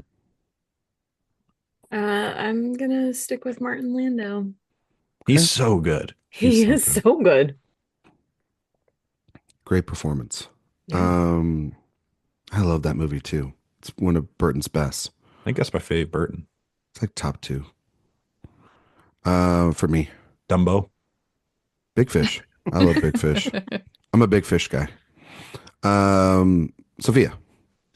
So I had the opposite experience that Jay had, where I used to not really defend the Martin Landau win and would say, how did this happen? Samuel L. Jackson is right there. But then I rewatched Ed Wood last week and was pretty floored by his performance and think it's really incredible. And he was my favorite part of the movie. So I'm going Landau. Josh. Yeah, I am in a very similar boat as Sophia, where, yeah, when I was younger, I was in that group of like, this should have been Samuel Jackson all the way. But I think Martin Landau is incredible in Ed Wood. And I think that it is a performance that I get why, like, online doesn't get a lot of defenses, but I think he is so funny, but very tragic at the same time. It's such a captivating role. And you kind of feel like you can fit that performance in a box, but it doesn't really do that. I think it goes in places that are really interesting. And I think that this is an incredible performance that I'm actually glad won the Oscar. And I think it's very, very deserving. 2 great performances. It was kind of hard to go. Landau is incredible in that movie. And it's a real shame because like Jackson is incredible in Pulp Fiction. And I think that to Jay's point, there's the dorm room poster boys that have taken over, that take over film Twitter, and they want to prop up. Like that's one of those movies. Pulp Fiction is one of those movies. Oh, yeah. And that speech that Samuel L. Jackson does, which he's incredible at, takes over and people quote it all the time and everything. And it's taken on a life of its own. And then when you start looking at awards, why didn't he win for that? And Samuel L. Jackson, who's had this celebrated, historic, monumental career, and what was his only chance? And it was losing to Ed Wood, and Martin Landau becomes this villain online. And then there was also like he's like retiring, and it might be the end of his career. We got to give him. It's one of those. And I think people don't see that it is both truly great performances, and that Landau is incredible in that movie. And he's a great winner. So Martin Landau, Ed Wood is. So what we're saying is Sophia and Josh matured and I immatured by swapping over a course of time. Fun fact, dated a girl in high school. Her great uncle was Martin Landau. Wow. Yeah. There you go. All right. And you just Could have dropping been- that. Could have been famous. Yeah. So now we know why you voted the way you did. Yeah. Yeah, spurned by the Landau family. Ron Landau keeps his Oscar. Jay, Yeah. Best Actor. Can you read the nominees, please? Okay, so we're going Best Actor. Yes. All right. So we've got Tommy Hanks for Forrest Gump, who won. Morgan Freeman for The Shawshank Redemption. Nigel Hawthorne for The Madness of King George. Paul Newman in Nobody's Fool. And John Travolta in Pulp Fiction. I was waiting for Jay to do a Travolta impression for. I'm not good at Travolta. No, You're pretty good at it. I can't do Travolta. I can't. Now, when we get to, I've we never get done- Jay. we get to Nell. I'm so excited. This is what I've been waiting all day for. Okay, Best Actor. Who are we taking out? I actually didn't have anybody. Hanks is To good take in out. Forrest Gump. Unfortunately, yeah. I'd probably take out Nigel. Nigel Hawthorne is Hawthorne. just sort of he's good in that movie He's again. good in it. He's But- really good. That movie is just kind of the other one in that list, Mm-hmm. but he's good. So I wouldn't kick out Newman. I wouldn't kick out Travolta. I wouldn't kick out Hanks. I wouldn't kick out Freeman. I wouldn't kick out Freeman. I have some replacements for Hawthorne. I We'll wouldn't. see if we can come to a consensus on somebody who might Yeah, kick I think him out. we'd kick out Hawthorne, and that would be it. But I don't know. But if you guys want to keep It the kind of lineup, feels like it to me. Yeah. Yeah. just have one replacement. I have no passion for that performance. Yeah. Okay. I have no passion for King George III, That's- but I think Nigel Hawthorne does a great job. I'm Yeah. actually very pro. Bring back the colonies. I did have an existential crisis a few years ago when I was doing some family history and found out that half my family were loyalists and fought on the side of the British in the Revolutionary War. Wow. Whoa. Oh, all right. Here must have been a very weird watch for you. Then. I have not seen it. Oh boy. Yeah. Who are we replacing Nigel Hawthorne with? I'm just gonna move on from that. If we are, I mean, if- hate to bring him up, John. Yeah. Your guy. My good buddy Johnny Depp. Johnny Depp is awesome in Ed Wood. He is so yeah. good at Ed He's amazing. Wood. Okay. So I always say this, and this is my gripe really with the category. I love Morgan Freeman in The Shawshank Redemption. But Tim Robbins is incredible in The Shawshank Redemption. And I never understood why Freeman was the only one that got celebrated when that is a two-hander, and I think Robbins is great as Andy Dufresne in that movie. Probably because of their narration. And I guess so, because I always assumed that Freeman was more supporting, but I guess because of the narration, it pushes him to elite status. But I always saw it as Andy's story. And But it's Red telling Andy's story. Yeah, so exactly. It's, like his It's all story filtered through Red. Yeah. and so I think that they all obviously went for Freeman and just completely ignored the other performance in that movie that makes that movie so special is the both of them. And Robbins is They incredible. don't like he is. They don't like quiet though. They don't like No, and yeah. he's so quiet. He's such a quiet guy. That's such a Yeah. huge part of that character. Like how he moves through the world in the and film. then he's It's so gone in the different. ending. Yeah. And too. the ending, So- yeah, I was gonna say that's a huge part for Freeman is like the finale of this movie. Yeah. He is incredible. Yeah. in No, that. he And is. just No, there's no him- question about that. yeah, sitting looking out the window of that bus, it's just like there's no way you don't vote for him. Sitting After under you that, see that. sitting under that tree. I Yeah. also, I don't like it, and I know we all do this as Oscar people, but I reject the premise that he was ignored. It's very clear to me that this was a good lineup, and he was probably very close to making it in. I don't think that. I agree. Yeah. Yeah, I mean- I don't think he was ignored. I think there just wasn't room. I mean, it is interesting if they would have done what happened in Pulp Fiction, which is you have this iconic duo with Travolta and Samuel L. Jackson. They get nominated. Hanks and Sinise, this duo gets nominated. And because I think they were pushed in the same category, to your point, Karen, it's where they couldn't both be able to get in. This is why we get category fraud. But the thing about Pulp Fiction is that it was reverse category fraud. Yeah, exactly. That's I mean, Travolta's not the lead of that movie. No, he's not. I mean, it's just because he's the bigger star. He's the bigger star. The Robbins I would bring to the table is actually Hudsucker, but yeah, he's great in both. Yeah. He is, but I actually had him for Hudsucker and not for Shawshank. Terrence Stamp. Priscilla, Queen of the Desert. Also on my list. Phenomenal in that movie too. We barely talked about Depp, who is amazing in Ed Wood. And he is who I would replace. It's his best work, in my opinion, working with. I think that is just the least judgmental movie ever made, and it's grounded by his performance. It's like if it wasn't just for his baggage, it would be such an easy pick for me, because I do think that Johnny Depp is so good at Ed Wood. Well, and that's the Still thing. go Tim Robbins over Johnny Depp. Well, that's just because you're a better person than us. Oh. Which one, Sylvia? I would go Shawshank, but I like the Hudsucker pick too. I also do want to add Hugh Grant for Four Weddings and a Funeral. I have floppy-haired Hugh. I love him. I can't resist. Old floppy head on my list as well. Yeah. Floppy head.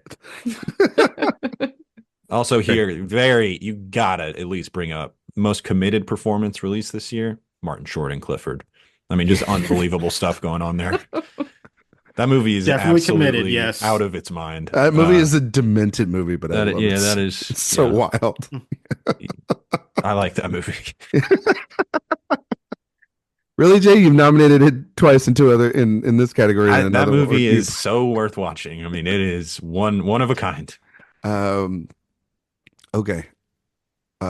Consensus. We have only one spot. Just weird. But so where is everybody voting?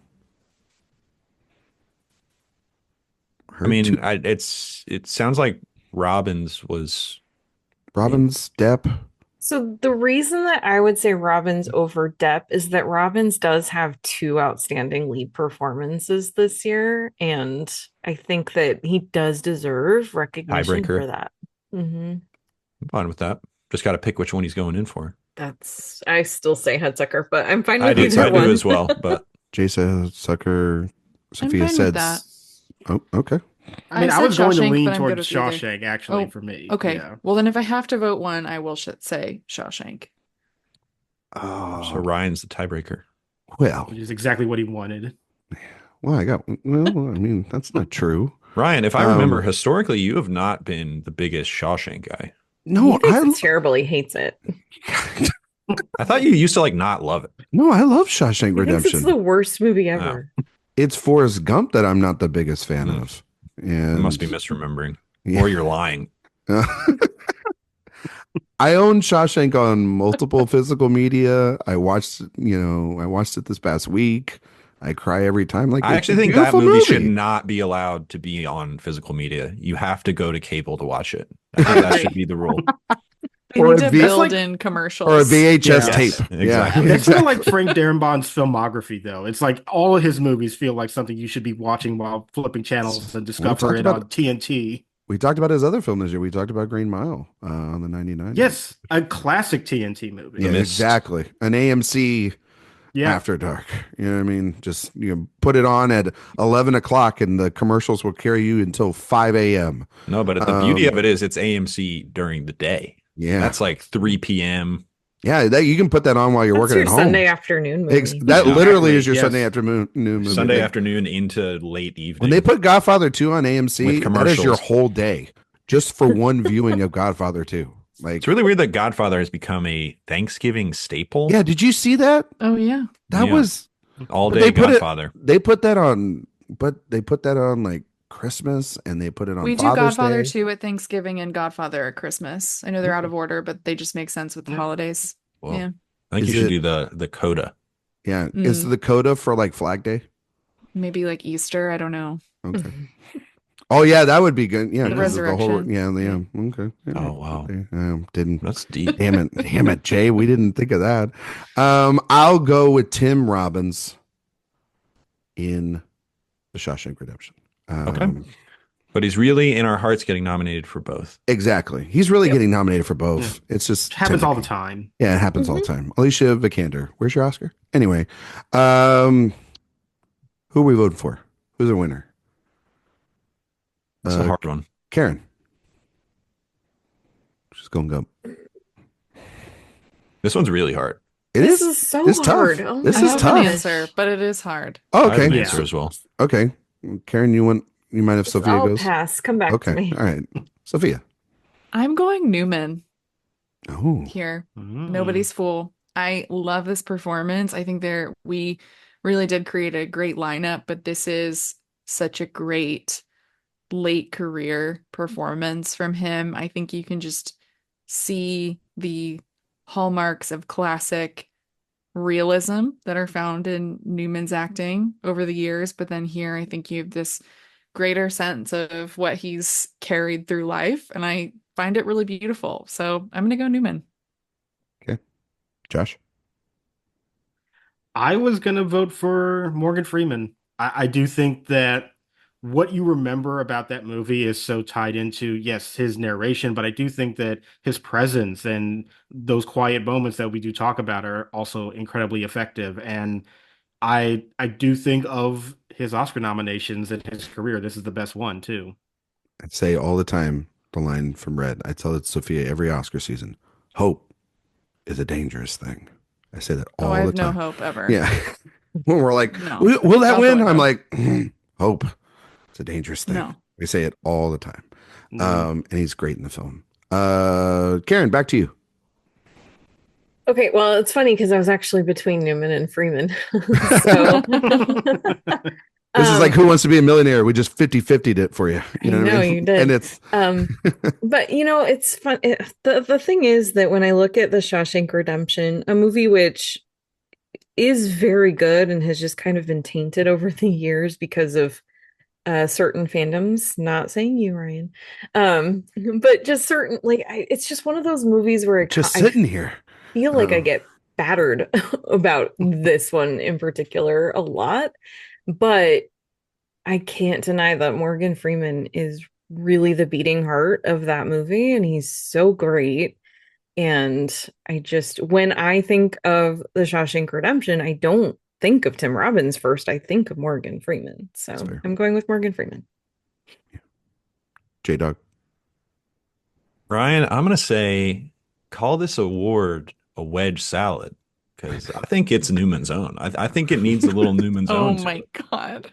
I think you need some Paul Newman here. I think he is doing some $1 million, Holy shit. 1 Oh my million God. megaton movie star stuff in this movie where he has to be very off-putting, but also incredibly charming, and you have to really root for his redemption while never really fully forgiving him for the transgression of his past. So I'm going Newman. God damn it. Oh, I'm not recovered from that intro. Good job, He Jay. had to turn off That's his good. camera. Oh my God. This is the first time ever I've had to turn off my camera. I did not expect that at all. Oh my God. Wedge. That's why you let me go fourth. Wedge salad. So that Holy can shit. Whew. really bubble. I want to say one thing because I evidently have to be the tiebreaker in this. I do want to give a shout out to Hanks real quick. And I know we've been shitting a lot on this film, or we just haven't been giving it the love that the Academy was giving it that year. Tom Hanks is the best thing about that movie, and the only reason that movie works. Through Robert Zemeckis' crazy ass mind, along with that nonsense screenplay, is his detail to find that character inside there. And it is one of Hanks's most iconic characters of his career. And there are still a couple of moments that absolutely blow me away in terms of just from an acting perspective when he meets Lil Forrest for the first time and he's asking Jenny about, is he smart or is he like me? You know what I mean? And that is truly beautiful work from just Hanks. And I think that whatever you think about the film and the editing and the going through time and all that, there's a reason why I think Tom Hanks at the time was like, we got to give him another one right after Philadelphia. We got to do it again. And so I wouldn't vote for him. I just want to say that I understand the love for that performance. I think it's a great performance. That being said, I have to choose between Paul Newman and Morgan Freeman. And man, I love, but I do love both these performances. And I know it sounded like I was shit talking a lot of Morgan Freeman earlier because, to prop up Tim Robbins, but I do think that what Morgan Freeman does in that movie is incredible. And I think a lot about just the emotional core of that movie in that third act is Morgan Freeman.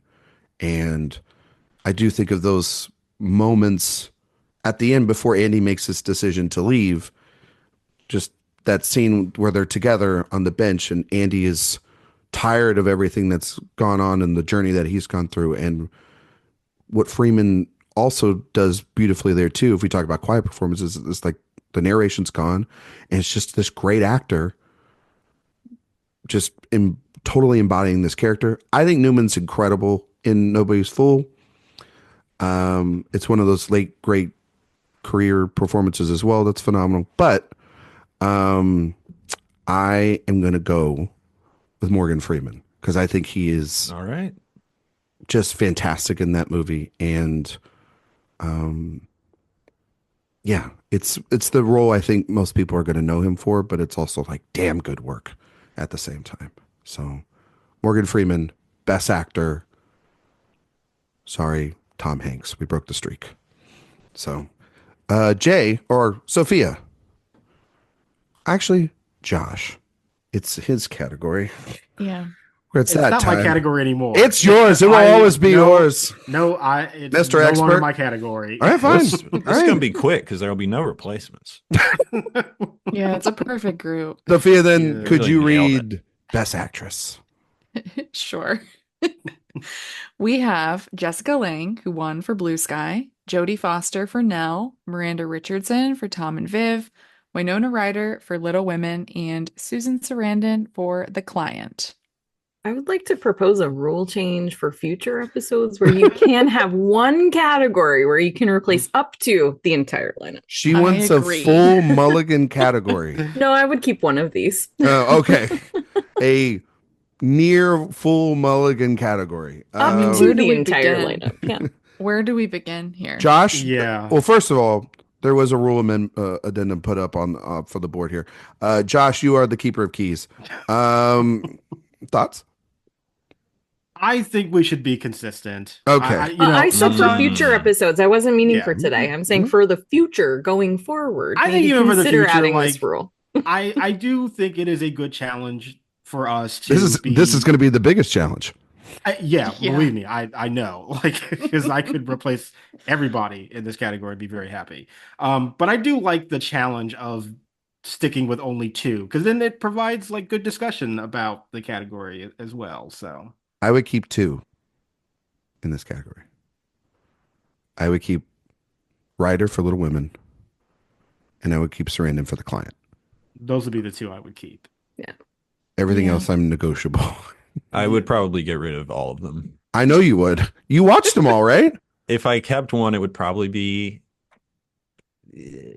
Sarandon, I think. Yeah. But then I'm not enthusiastic about the choice either, but I'm just saying. Listen, I'm not jumping up and down. But then I watched that movie and I'm like, man, they said, remember when Julia Roberts did this, but better? Mm-hmm. Oh, and Pelican Brief? No, and Aaron Brockovich. Oh, Aaron Brockovich. Well, yeah, that too.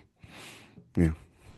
Well, she was in a John Grisham. I think we should have. I'm just thinking about the people here. I'm not reacting to you. I'm just. Sophia was like, names. "What the hell are you talking about?" I'm like, "No. I love a courtroom drama." Her and Denzel. Yeah, it's brutal. Jay, while everyone's deliberating what they would like to replace, Jay, what do you think of Jodie Foster and Nell? Oh my Here we God. go. Honestly, Okay. I've been, so I did tease that maybe I'll do a Nell impression. As I am now faced with it, it feels inappropriate. You have teased the audience the entire time. You cannot not back on this. I don't chickabee, chickabee, nessa chickabee, sessa chickabee. Oh, it's still going. She loves that chickabee, man. I don't know what to tell you. Oh, this is an Liam all-time Neeson episode. Chickabee. Wow. Jay, did It you was watch? worth it. Jay, did you Worth watch waiting. Nell with Jet? Or did you watch it with your kid? I would never watch that in a room with anyone else. Karen, your thoughts So on obviously we're keeping Jodie Foster. So we're keeping Jodie Foster. It's certainly the most memorable of these I'll performances. tell you that. No, I mean, we do have to keep three. Critics and liked this performance. That's the Yes, thing. That is. Yeah. I mean, she did. almost won for it. She almost got her third Oscar for this. She movie. did last year, technically, Yes, she did. Mhm. for Poor Things. For Poor Things. Yeah. Yeah. Yeah. So, Foster and Richardson were the two that I had at the top of my list to remove. okay. Oh, to remove. Oh, okay. I think Jessica Lange is straight up terrible in Blue Sky. I Awful. Oh, I agree. And you She's can not send good. all I of don't like your that movie. Jessica Lange hate mail over complaints to at Mr. J Ledbetter on The Twitter. movie She's also in the middle for me. stinks.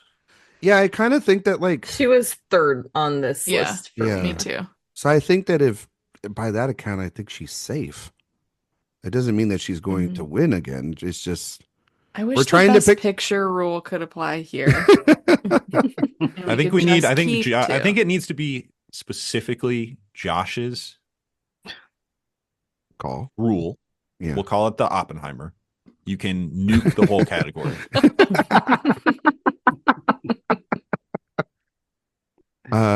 Yes. And he has a Maybe. big button with Cillian Murphy's face on it. And he just presses it. Or maybe we do it where we just do it like one a decade or one a whole year, because we do these a bunch throughout the year. So one category throughout the year.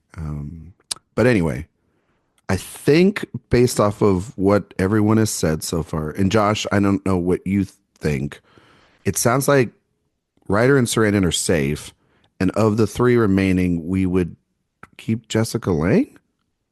I guess Tom and Viv. I'm good with that not being represented at the Oscars. I hated that movie. It's bad. It's bad. Yeah. Josh, Yeah, I'm fine with that. And like, I don't really care between Lang and Foster. I mean, I guess Lang is okay to stay. I Yeah. guess I would lean in that direction. okay, all right. I feel like I hurt everyone making them have to pick three. So I apologize to all of you. Our winner will be elsewhere. Oh, Yes. We haven't even said her name yet. We haven't even said her name yet. All right. So we had to. Well, speaking of that, let's replace. Jamie Lee Curtis, True Yep. Lies. Yep, yep. Hell yeah.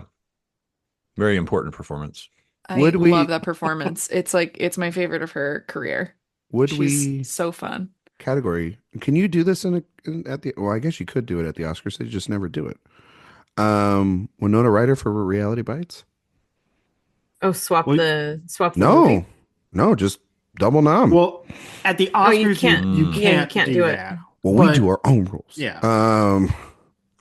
Because I think that's a stupid rule. Desperate times call for desperate measures.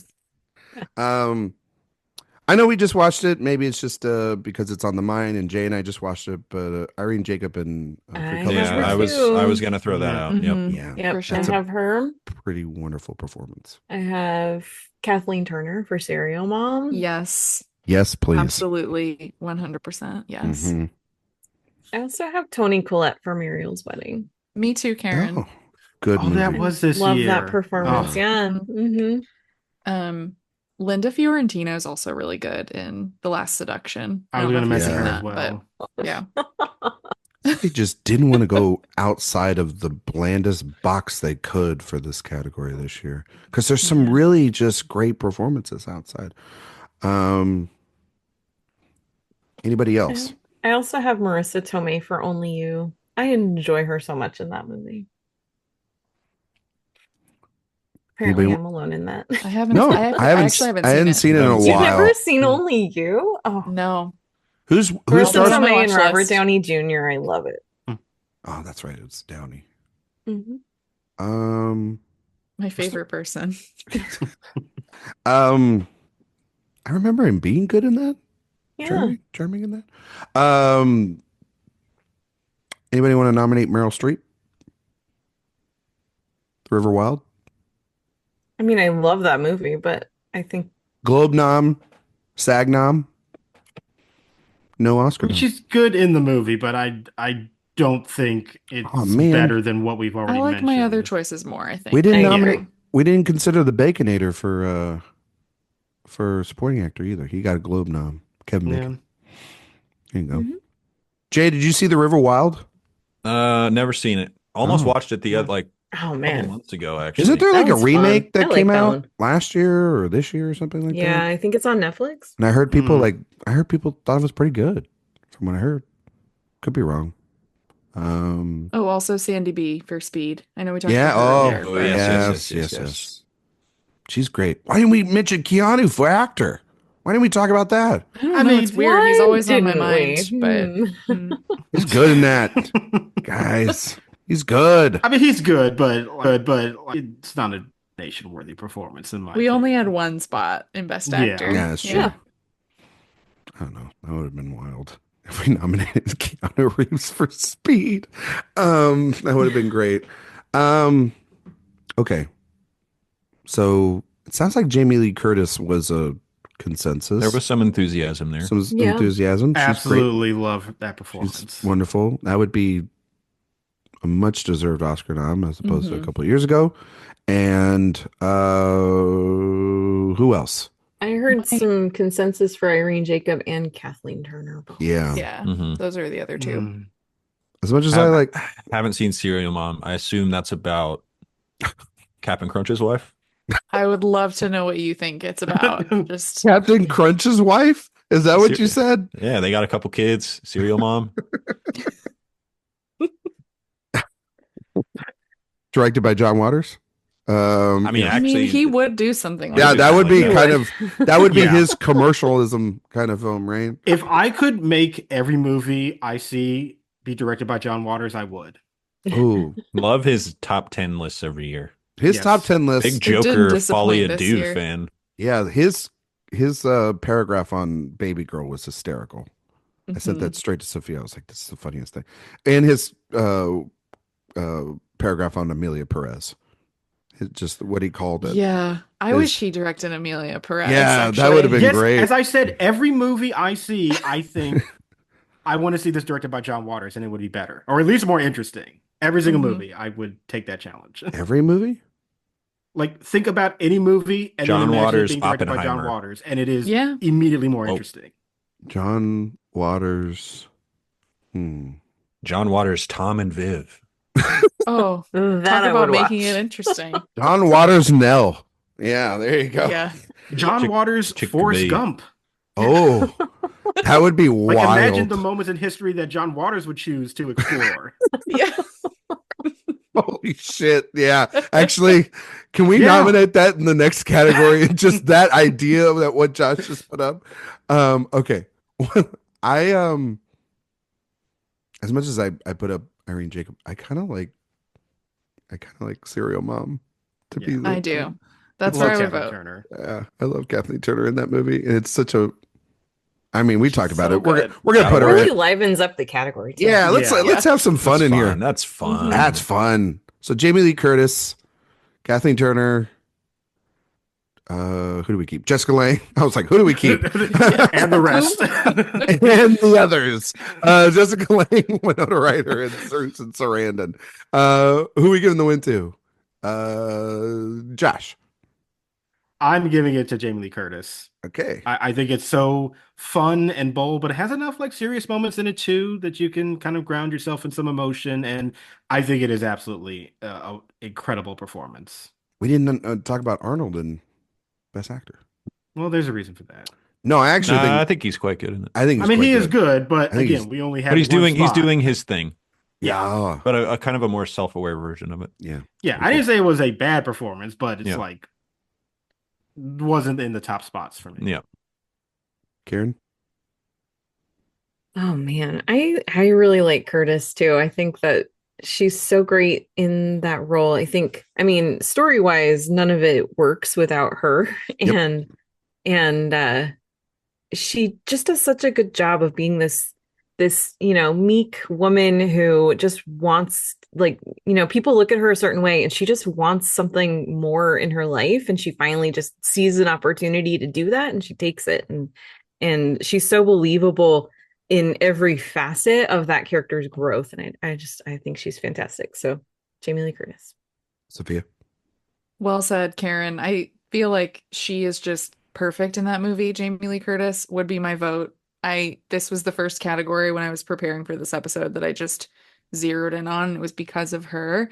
And I feel like it's just, her comedic timing is great too. Her physical presence in the movie, everything about it. I love her. So Jamie Lee Curtis. J-Dog? JLC. And the nice butterfly effect here is she doesn't win for Everything Everywhere All at Once. I thought you about go. that too. Yep. Yeah.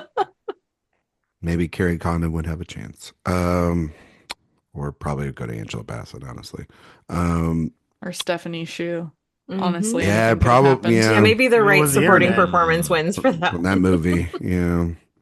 Man, Stephanie, she's been killing it. She's like on another TV show that's on Hulu right now. She's like in everything. Good for her. Mhm. And then Jamie Lee Curtis is giving out bad performances in The Last Showgirl. So there you go. Jamie Lee Curtis Um, is Annette. I loved the character poster from The Last Showgirl. Sorry. That being said, I give Jamie Lee Curtis the win. It's a complete sweep. She's phenomenal in the film. Yeah, I just think that it's and she was nominated for the Globe, right? And it was one of those where it's just like, Academy, have Did she some. win the Globe? I don't. Here, I'll look think that she up. did. Here in a sec. But it's one of those where it's like, just nominate her. Nominate that film. Yeah. It's a damn good movie. It's fun. Have fun, Oscars. Okay. It's a very fun movie and a I'll very say fun this. performance. As a sort of an awards neophyte, and I'm sure you guys are going to be like, "Oh, well, What are you talking about? we You're talk like about our this all the time." greatest awards critic we have. As I look at more of these just categories each year, it does seem like Best Actress is always the one that has like one nomination for the movie or two nominations, like barely nominated anywhere else, just actress. And I think that's telling.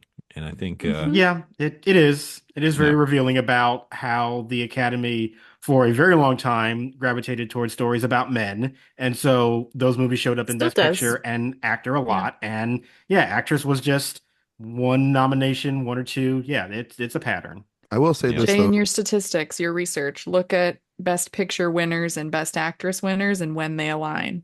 mm, 12. Very There are revealing. 12. Yeah. I will say this though. When we do these retrospectives, it is harder to fill in sometimes these slots. When you look at the year, just if you were just looking at the crop of women that were nominated in like comedy at the Golden Globes or at drama at the Golden Globes and trying to piece it together. And that's where we get to have some of these fun, cool nominations that we can create here. And that's what's been kind of great about the Best Actress race over the last couple of years in modern times is that like we're talking about 10, 15 films this year and 15 performances. It did not seem like that was the case back then, that they were considering everything and all these different performances and kinds of performances, genres. It was like set in stone for like a certain type of film had to, be made in order for you to get nominated in these categories. And it's very frustrating. She did win the Globe. Josh, you are correct on that. So, That's right. Karen, Best Director, Yes. please. Oh, Best Director. Okay. So we have Woody Allen for Bullets Over Broadway, Robert Zemeckis for Forrest Gump, who won, Quentin Tarantino for Pulp Fiction, Robert Redford for Quiz Show, and Krzysztof Kieslowski for Red. All right. Replacements. Let's get Bobby Z out of there. Yeah. Sorry, Bob. Yeah. Not your year. I want to say, and I expected that, and I'm fine with it, but I mean, if the movie's going to be recognized, I think that directing and all the elements that he pulled together to accomplish this makes sense. But I support your decision to remove him. That's fine. But it was all in service of something that he was still in charge of and amounted.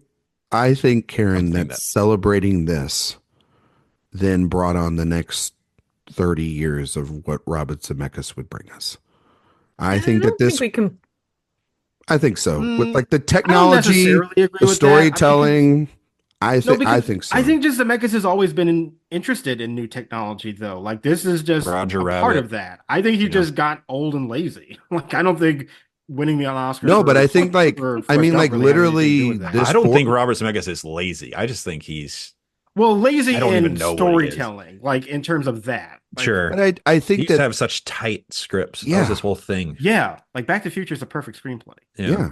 And so like I think that no, what I'm saying is just like I think that this emboldened him to go further, and in going further, he found the technology for the Polar Express or Beowulf or Yeah, Marwin I or some of disagree these that this films. necessarily emboldened him because I just think he's always been on the cutting edge of wanting to push technology further. That's fair. in filmmaking. I mean that's fair. And I think Maybe those gave him more movies still clout to would have do- existed even if this one didn't get a bunch of Oscars. For sure. Maybe. God. Those movies are bad. That being said, I would also I it is a good movie, but I would take out Robert Redford for Quiz Show only because I have other people that I would like to see in this category. I had the same too. I would take out You Woody know I'll Allen. never want to take out Robert Redford. I mean,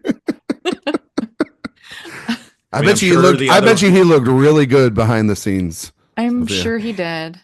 Um, The behind the scenes photos from Quiz Show I'm not as familiar with as the ones from Ordinary People. I'll look him up.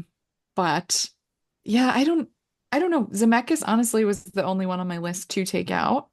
But I know we probably have some good ones coming up for write-ins. I mean, Woody Bullets Over Broadway is not like a terrifically directed movie, as with most of No. his stuff. It's all Yeah, screenplay. Yeah, that's why I was going to take Woody out. I'd Just be because. totally okay with that. I'm okay with that too. I just Yeah. Fine.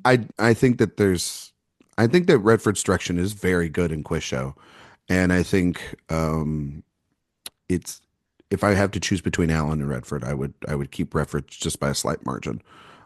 Just because I'm kind of there too. Yeah. I'm okay with that. Yeah. Let's do it. All Good right. with me. So we're keeping Tarantino, Redford, and Kieslowski for 3 colors red. Okay. Throw out names. Tim Burton for Ed Wood. Yep. There we go, Josh. Yep. I do think This that is is my a favorite wonderfully Burton directed movie. film. Beautifully directed, yeah. Mhm, I would throw out yes. Joel Cohen. Oh. Directed only one credited director on that one, just Joel. Although He is obviously they work together. the director Just Joel. of He's the director one. Yeah. Karen? I had Joel Cohen and I had Tim Burton and I also thought maybe Jan for Speed. I Yep. threw that on there. Jan de Bont. That's a good Yeah. one. Yeah. Big Jim. True Lies. Mhm. Big Jim. Big Jim it's great.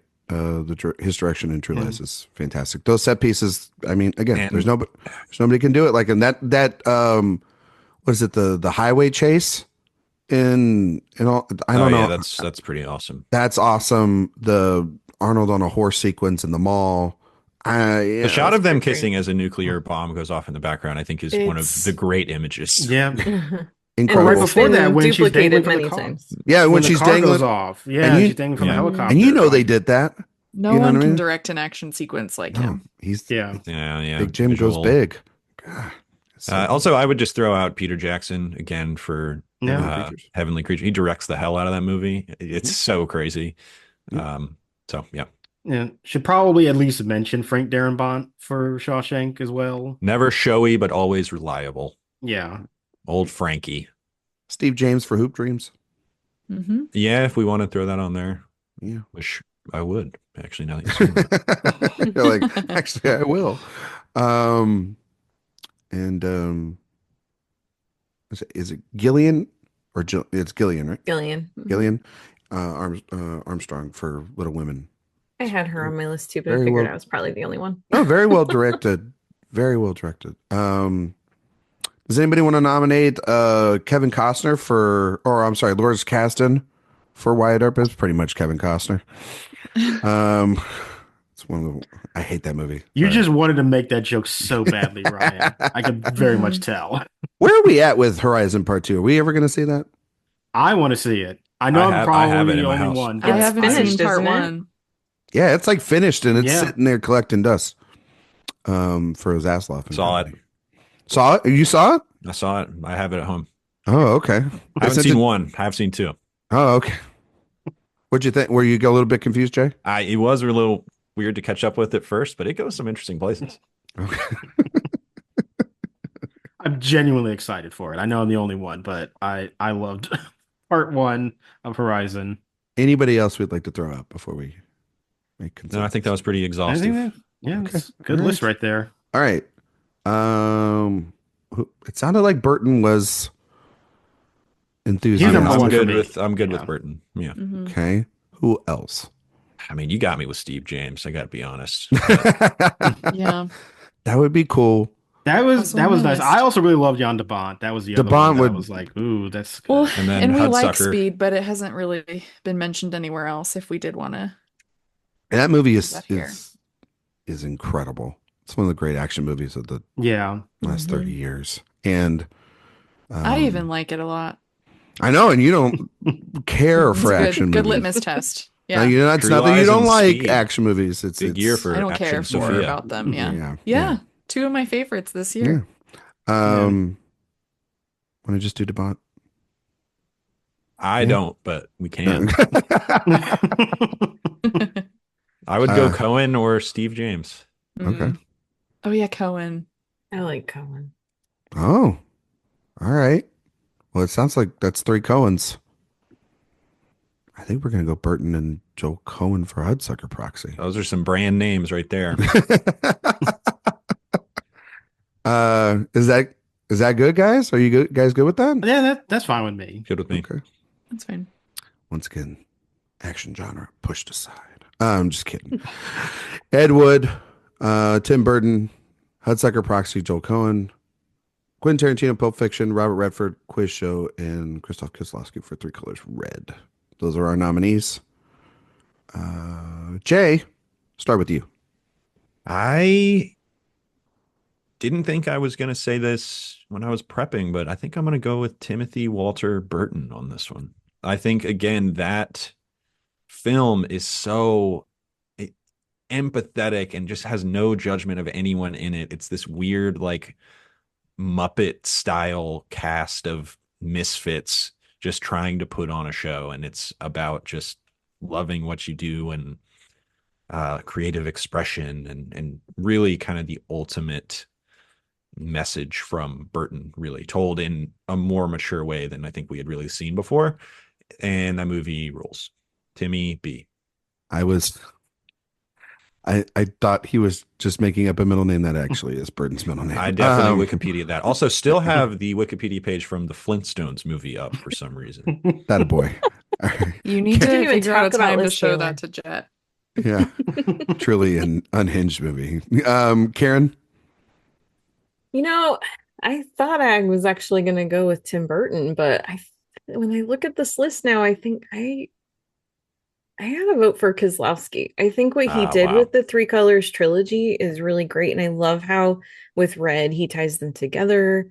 I think it's an ambitious trilogy, and to do them so close together, I think that there's a lot to praise for that, and so yeah, I'm voting for Kieslowski. Sophia.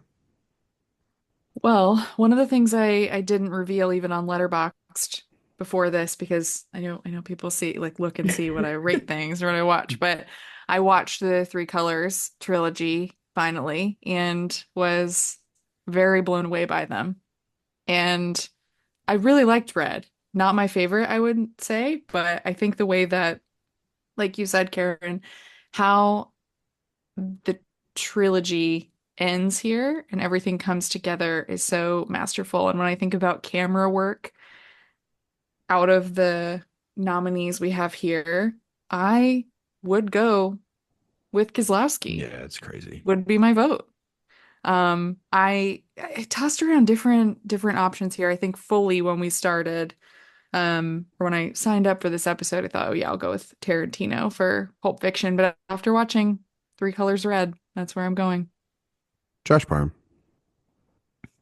Well, I'm gonna be the basic film bro and say Tarantino for Pulp Fiction. Wow. I just think that like Pulp Fiction is not my favorite Tarantino movie, but I do think it is my favorite directorial achievement from him. I think the way that he does handle this really vibrant, energetic tone that and it's such a propulsive energy even in the very quiet moments, and I find that to be so effective, and there's so many like individual scenes that I think are really incredible too. And I do really feel like his directorial achievements kind of peaked here. And as I said, it's not my favorite one of his movies, but I think from the filmmaking perspective, it is the one that I respond to the most. So I will still stick with Tarantino here. Wow. It's a good We got a lineup. tie. Mm-hmm. We don't have a tie. Yeah, we do. No, Currently, we do. You voted Oh, for. no, you're right. Because you voted for Burton. That's right. Josh is Tarantino. Yeah. Yeah, Jay. Wait, who did you vote for, Ryan? I haven't voted He yet. Oh, you haven't Hasn't gone voted yet. yet. Oh, sorry. It ain't a tie. I'm So- projecting. So Our guy's yeah. gonna win, Jay. How dare you vote for Tim Burton when Kieslowski and we just did a movie series? Three Colors Red is fantastic. Very And complicated movie.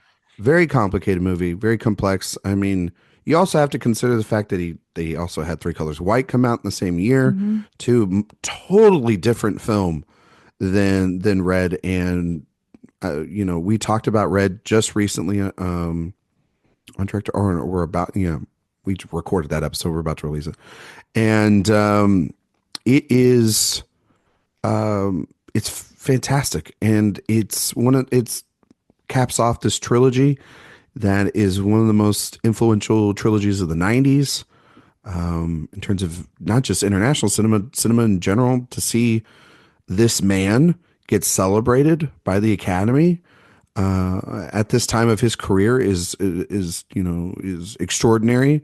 It's also one of the last things he did before he passed away, and that is a movie about essentially not wanting to be alone.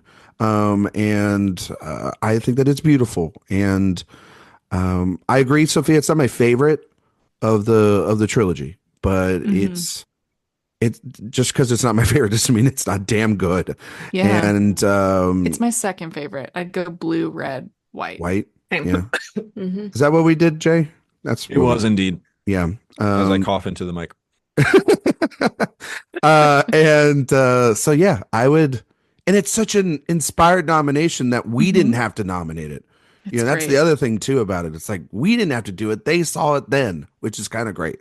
So, yeah, Yeah, sometimes you like that the director's branch are snobs. yeah. Very I like. sophisticated choice Sometimes. by us as a voting I body. usually like it all the time. I think that weirdly, it's a lineup sort of representative of how we get director lineups now. We have an international one.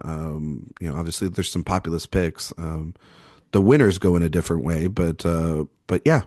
Well, they were still sticking to the rule that the best You picture can't winner had to split. be nominated Yeah. for best director. Yeah. That has gone out the window now. Yeah, but there also are these just great ones in the 90s and across decades, but especially in the 90s where there's just these one-offs that get nominated in director and you're just like, God, that's so cool. Why don't they do that more? And we are never going to probably do that again, just because of now the expanded lineup and things of that nature. So, but yeah, Three Colors Red, Kieslowski. I'm glad we gave him the Oscar. So, all right, it's final one. It's Best Picture. And then we're out of here, folks. It went to Forrest Gump, Four Weddings and a Funeral, Pulp Fiction, Quiz Show, and The Shawshank Redemption. I can feel that we're going to get rid of Forrest Gump. Because we have three It here. wouldn't make sense to keep it. This You know rate, what? Yeah. Actually, Bucket, we're keeping it in. don't love the pieces greater than the sum of its parts.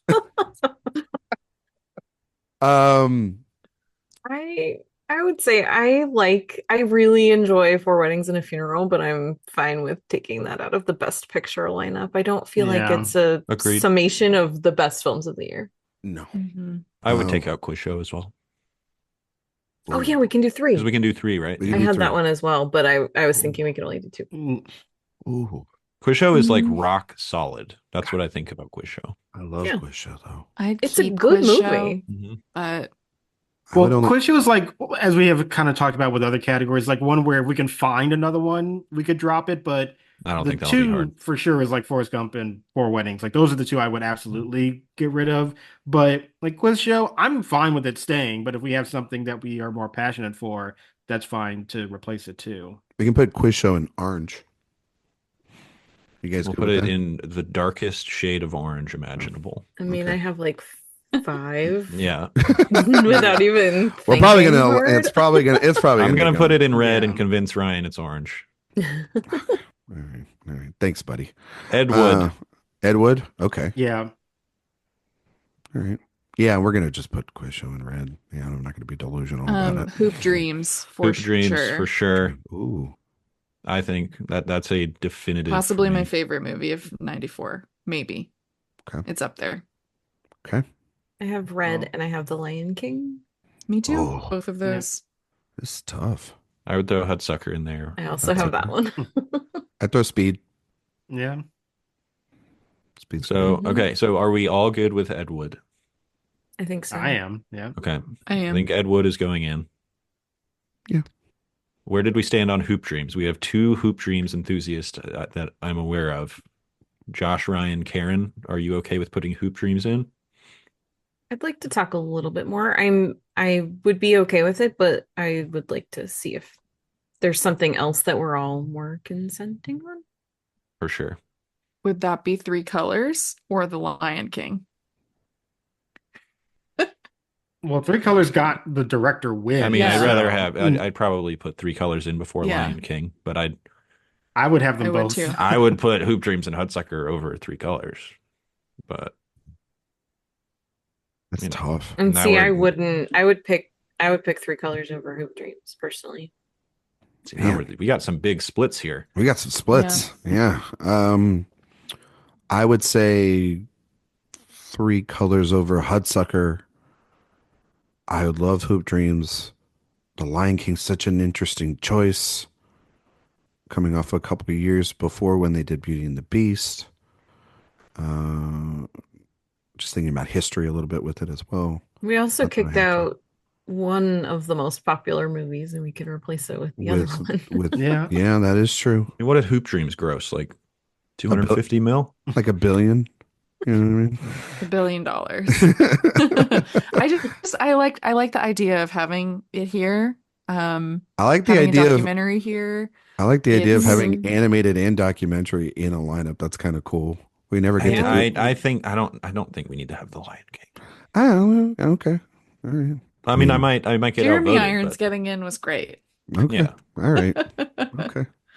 I'm not like the biggest like Lion King defender. I just kind of think it was a cool idea, but you know. It is cool. But And there's I so- think for there's- most people, there's when they good think movies. of '94, and yeah. They're gonna be like, Lion you took King out the will be top up 2 there. movies? What are you guys doing? Um It is like their most successful movie. That's why they keep going back to that well over and over again. It's also really good. Yeah, it's really it good. is It's there. really good. There's that Yeah. too. It has the best music. It's Mhm. Great. well, It's got the Oh. best music. I'm a Beauty and the Beast guy, but I love Beauty and the King's Beast, right up but when I look at the songs from The Lion King and the songs from Beauty and the Beast, I gotta There's go a with reason. Elton John. There's a reason the Lion King musical has been Yeah. the smash That's- sensation it has been. Well, you know what was on Broadway before The Lion King? Beauty and the Beast. Just You know what was on Broadway after Beauty and the Beast for Wicked. a very long time? Wicked? The No, Lion I'm just King. kidding. Oh, okay.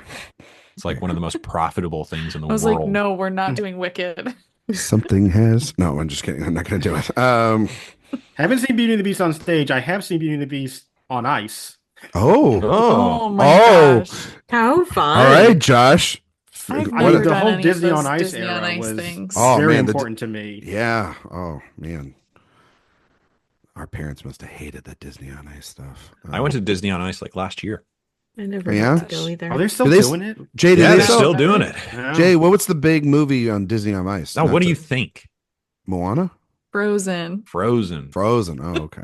There's I don't like know. half the show is I Frozen. mean, I actually don't know either. I just No, that was I a mean, like, guess. no, I mean, that's a good guess. Frozen is Well, do they like do full movies insanely anymore, popular. or is it just like a It's like a combination? You just see the collage, characters yeah. now. They'll do like 7-minute summaries of the movie, and then Frozen takes over, and they're like, "We've created a whole new Frozen canon, and it is now the center of Disney on Ice." Should have had you do a review of the Disney on Ice. That's my other website. podcast. Oh, okay. There you go. See, he's doing too many podcasts, guys. All right, back to this. Okay, so Ed Wood is in. Hoop Dreams would be really cool. I think Three Colors Red. That would be where I would throw one in there, but I'm We fine did- with Red. Wait, did we decide we're doing 2 or 3? we're gonna do Three. three. I think we're Let's gonna do kick three. out Quiz Then Show. I'm fine with that, with those 3. You are? Ed Wood, Red, and Hoop Dreams. Yeah, That sounds good to me. that sounds like a really good lineup. Yeah, Good lineup. I'd be good with that. Sorry, Speed. Sorry, Gump. Sorry, Mufasa. All right. It's Pulp Fiction. It's Shawshank Redemption. It's Hoop Dreams. It's Ed Wood, and last film. What? Three Colors Red. Three Colors Red. Thank you. What are we voting for, guys? My favorite movie of the year is Hoop Dreams. I think it's one of the greatest documentaries ever made, and one of the greatest kind of encapsulations of a place and time in American filmmaking. And also, I like basketball. Is it your favorite sport, Jay? I like the way they dribble up and down the court. It's one of my Thank favorite things about it. Oh Thank my you. God. Thank you, buddy. That was what you call an assist. An alley-oop. There you go. Jeez. Booyah. Anyway, Josh. I like the shorts that they wear. There you go. All right. Josh is into it. All right. Josh, your pick. Like once again, apologies for being basic, but like I do think Pulp Fiction, as I watch that movie, it really feels like I'm Great watching cinema get reinvented right there on the screen. Like I do, and I know that makes me sound like such an asshole, but I really do feel like that. I Aaron think nodding it's just such without looking at the screen. It's all right. I know. But I also just yeah. miss this era of Tarantino. This is like, and I admit that I have a very nostalgic attachment to it because I was one of those people, like as a teenager, I discovered Tarantino, and I feel like that introduced me to a lot other areas of cinema that I wasn't invested in before. So, and I think this was the time when Tarantino was looking at creating really interesting characters and stories along with the filmmaking. And for me, it's really, really effective. So I'm going to stick with Pulp Fiction and with the rest of the internet for right now. Okay. Pretty cool that it starts with that Black Eyed Peas song. Pump it.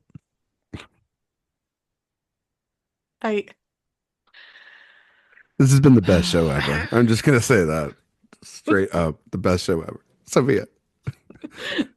Well, on that note, I think we can't really go wrong here. We have a really good list. And, I've been thinking a lot about Ramel Ross's work with Nickel Boys in him and how really immersive that experience is and how a lot of that comes from his experience with documentaries. And thinking about Hoop Dreams and why I think it's a perfect documentary and a perfect movie is really because of how immersive and invested you really are. And that's a lot of that is because of the structure of it. And there just aren't very many documentaries like this where you have all this exposition really at the beginning where you're just, again, for lack of a better term, immersed in the world. And then as you get into the second part of it, and it's a very long documentary, you are suddenly, I think you have this sense of electricity where anything is really possible. And there aren't many documentaries where I've seen that before. And I think I go back and forth between what the best movie is of the year, but for me, I think this is the one that's executed in the best way and one that I want to throw my vote behind. So, Hoop Two Dreams. Hoop Dreams. One, Pulp Fiction. Karen Peterson. We do have a really great lineup here. But when I look at influences and I look at kind of where lots of facets of the industry went from the mid 90s, I think in this case I'm going to agree and go with Hoop Dreams, because I think that what that showed is, first of all, it's criminal that documentaries do not get recognized in this lineup. Agreed. Yeah. But also I think what that did for kind of the future of documentary storytelling really just kind of opened up a lot of minds and a lot of imagination. And I think that some of the style of documentary that we would see, you know, even to today, can directly go back to Hoop Dreams and how that really did influence the genre. So I'm going to say Hoop Dreams. I would flip a coin between Pulp Fiction and Hoop Dreams. So I'm glad that Hoop Dreams is our winner. Pulp Fiction, I think they're both very influential. I think they both have spawned and influenced so many artists.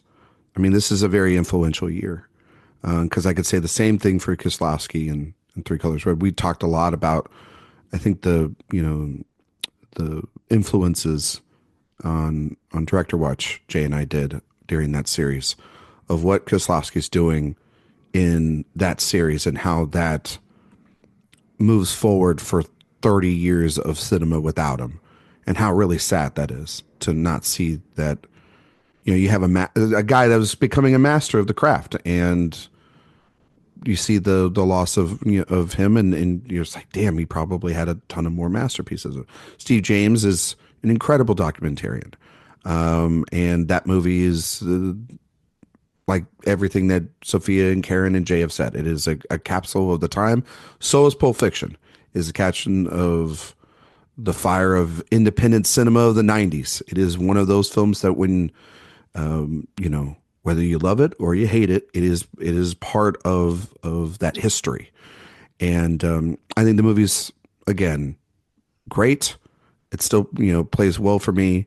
I didn't get to see it in a theater like Josh and Jay, but it plays super well. But having Hoop Dreams, this is something I've always said. I said this a couple of years ago with like Won't You Be My Neighbor, and other great documentaries that come out. We should celebrate these achievements when we have the opportunity. Like OJ Made in America, or Amy.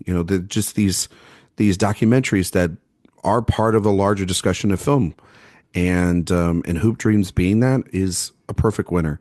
I would give my vote to like 51% to Pulp Fiction and 49% to Hoop Dreams, and I'm glad that Hoop Dreams is our winner. And yeah, I wish they would have the courage to do this, and that's the process of us being able to do that here. So I love it. I think it's great. And yeah, Sophia, did you have something to say? Yeah, we have a great list of winners. I'm just thinking about in all the categories. Do you want to run them off? Job spreading the wealth. So we have adapted screenplay. We went with Shawshank Redemption. Original screenplay. We went with Pulp Fiction. Supporting actress Jennifer Tilly. Supporting actor Martin Landau. Actress Jamie Lee Curtis. Actor Morgan Freeman. Director Kieslowski. Picture Hoop Dreams. It's really nice spread. Wow, guys, we did it. Look at us. Look at us. You guys are great. You guys are awesome. All right, we're gonna get out of here off of that high of doing that. Hoop Dreams, a documentary. We've had some really good winners. I'm gonna have to go back and pull out all the episodes and see what our winners were for the years, and when we do this on the 2019 episode, because it's been a great year of doing this so far. Jay, can you tell everybody where they can find you and all your work on the internet, sir? Yeah, and last time I was on for one of these, a Tarantino movie did win, I believe. So yes, I believe Inglourious Bastards did win that. Probably good that Yeah, know, this time. that was the other thing. It's like it's probably a good thing that we didn't just. And then the next one is also Tarantino heavy. Yeah. So, I don't think we're gonna win that one. So it's fine. Yeah, Well, I'm gonna try. Just kidding. I know I'll be am successful. So immovable. sad that I can't be there for that discussion. What a bummer. We're actually recording it tomorrow. No, I'm just kidding. You have no time to prep. No, I'm just kidding.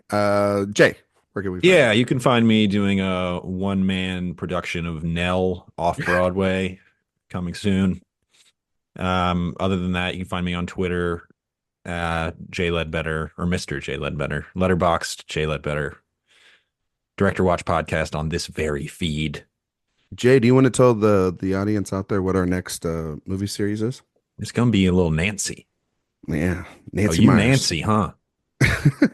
Yay. We're doing Nancy Myers throughout the rest of the year, and we're super excited. The Parent Trap will be our obviously a truly an insane film. It's Lindsay season. She's big in the Christmas movies now. Yeah, she We is. should always celebrate Lindsay. Yeah. Anybody watched Hot Frosty? Yes, I did. Yeah, I did. Yeah, I did. We all did. Wait, Wow. everybody did? Wow. Okay. The resignation that we all The admit. enthusiasm is just It was Ah. so dumb and Who would've still thought that- somehow, for some reason, still entertaining. I don't know. Yeah, It's still so watched the whole dumb. thing. I but still yeah. haven't watched it yet. The wife and I are gonna put it on though. Missing out, I guess. I guess. I was like, am I missing out, Karen? Josh. You can find me on Twitter, Blue Sky, and Letterboxd at JR Parham, and you can also find my work over at Next Best Picture and AwardsWatch. Karen. You can find my written work at AwardsWatch. I'm also on the podcasts Citizen Dame and The Watch and Talk. And you can find me on social media at Karen M. Peterson. Sophia. You can find me on Twitter and Blue Sky at Sophia_Sim, Letterboxd at Faye Dunaway. You can find my podcast, Oscar Wilde, wherever you listen to podcasts. We're doing a big episode on the current state of the season this coming week. We're going to have Golden Globe nominations very soon, so that'll be fun. And you can find all my reviews, interviews. I have some really fun ones coming up and more podcasts at AwardsWatch. I can't wait for the Nancy series, you guys, and to talk about my favorite thing, turtlenecks. Yes, the turtlenecks, big thing on a Nancy series. You can find me on Twitter, Instagram, Letterboxd, Blue Sky, at Ryan McQuade 77. If you like podcasts and you like listening to me and Jay joke around a lot today, you can do that over at Director Watch. It comes out on Thursdays. Greatly appreciate if you go over to iTunes or Spotify, give us 5-star reviews. And while you're over on the website, please sign up for the newsletter. Newsletter is the best way to get all the news, award season coverage, interviews, reviews, podcasts all sent to you in one place. Next week, we will be back. We're going to be doing a little bit of a review roundup for the late breaking releases that are going to be coming out during the holiday season. So we're going to have reviews of A Complete Unknown, Nosferatu, Baby Girl, maybe some other stuff in between if we're able to see it. So that's going to just be for next week. And so thank you all so much for listening, and we will see you all next time.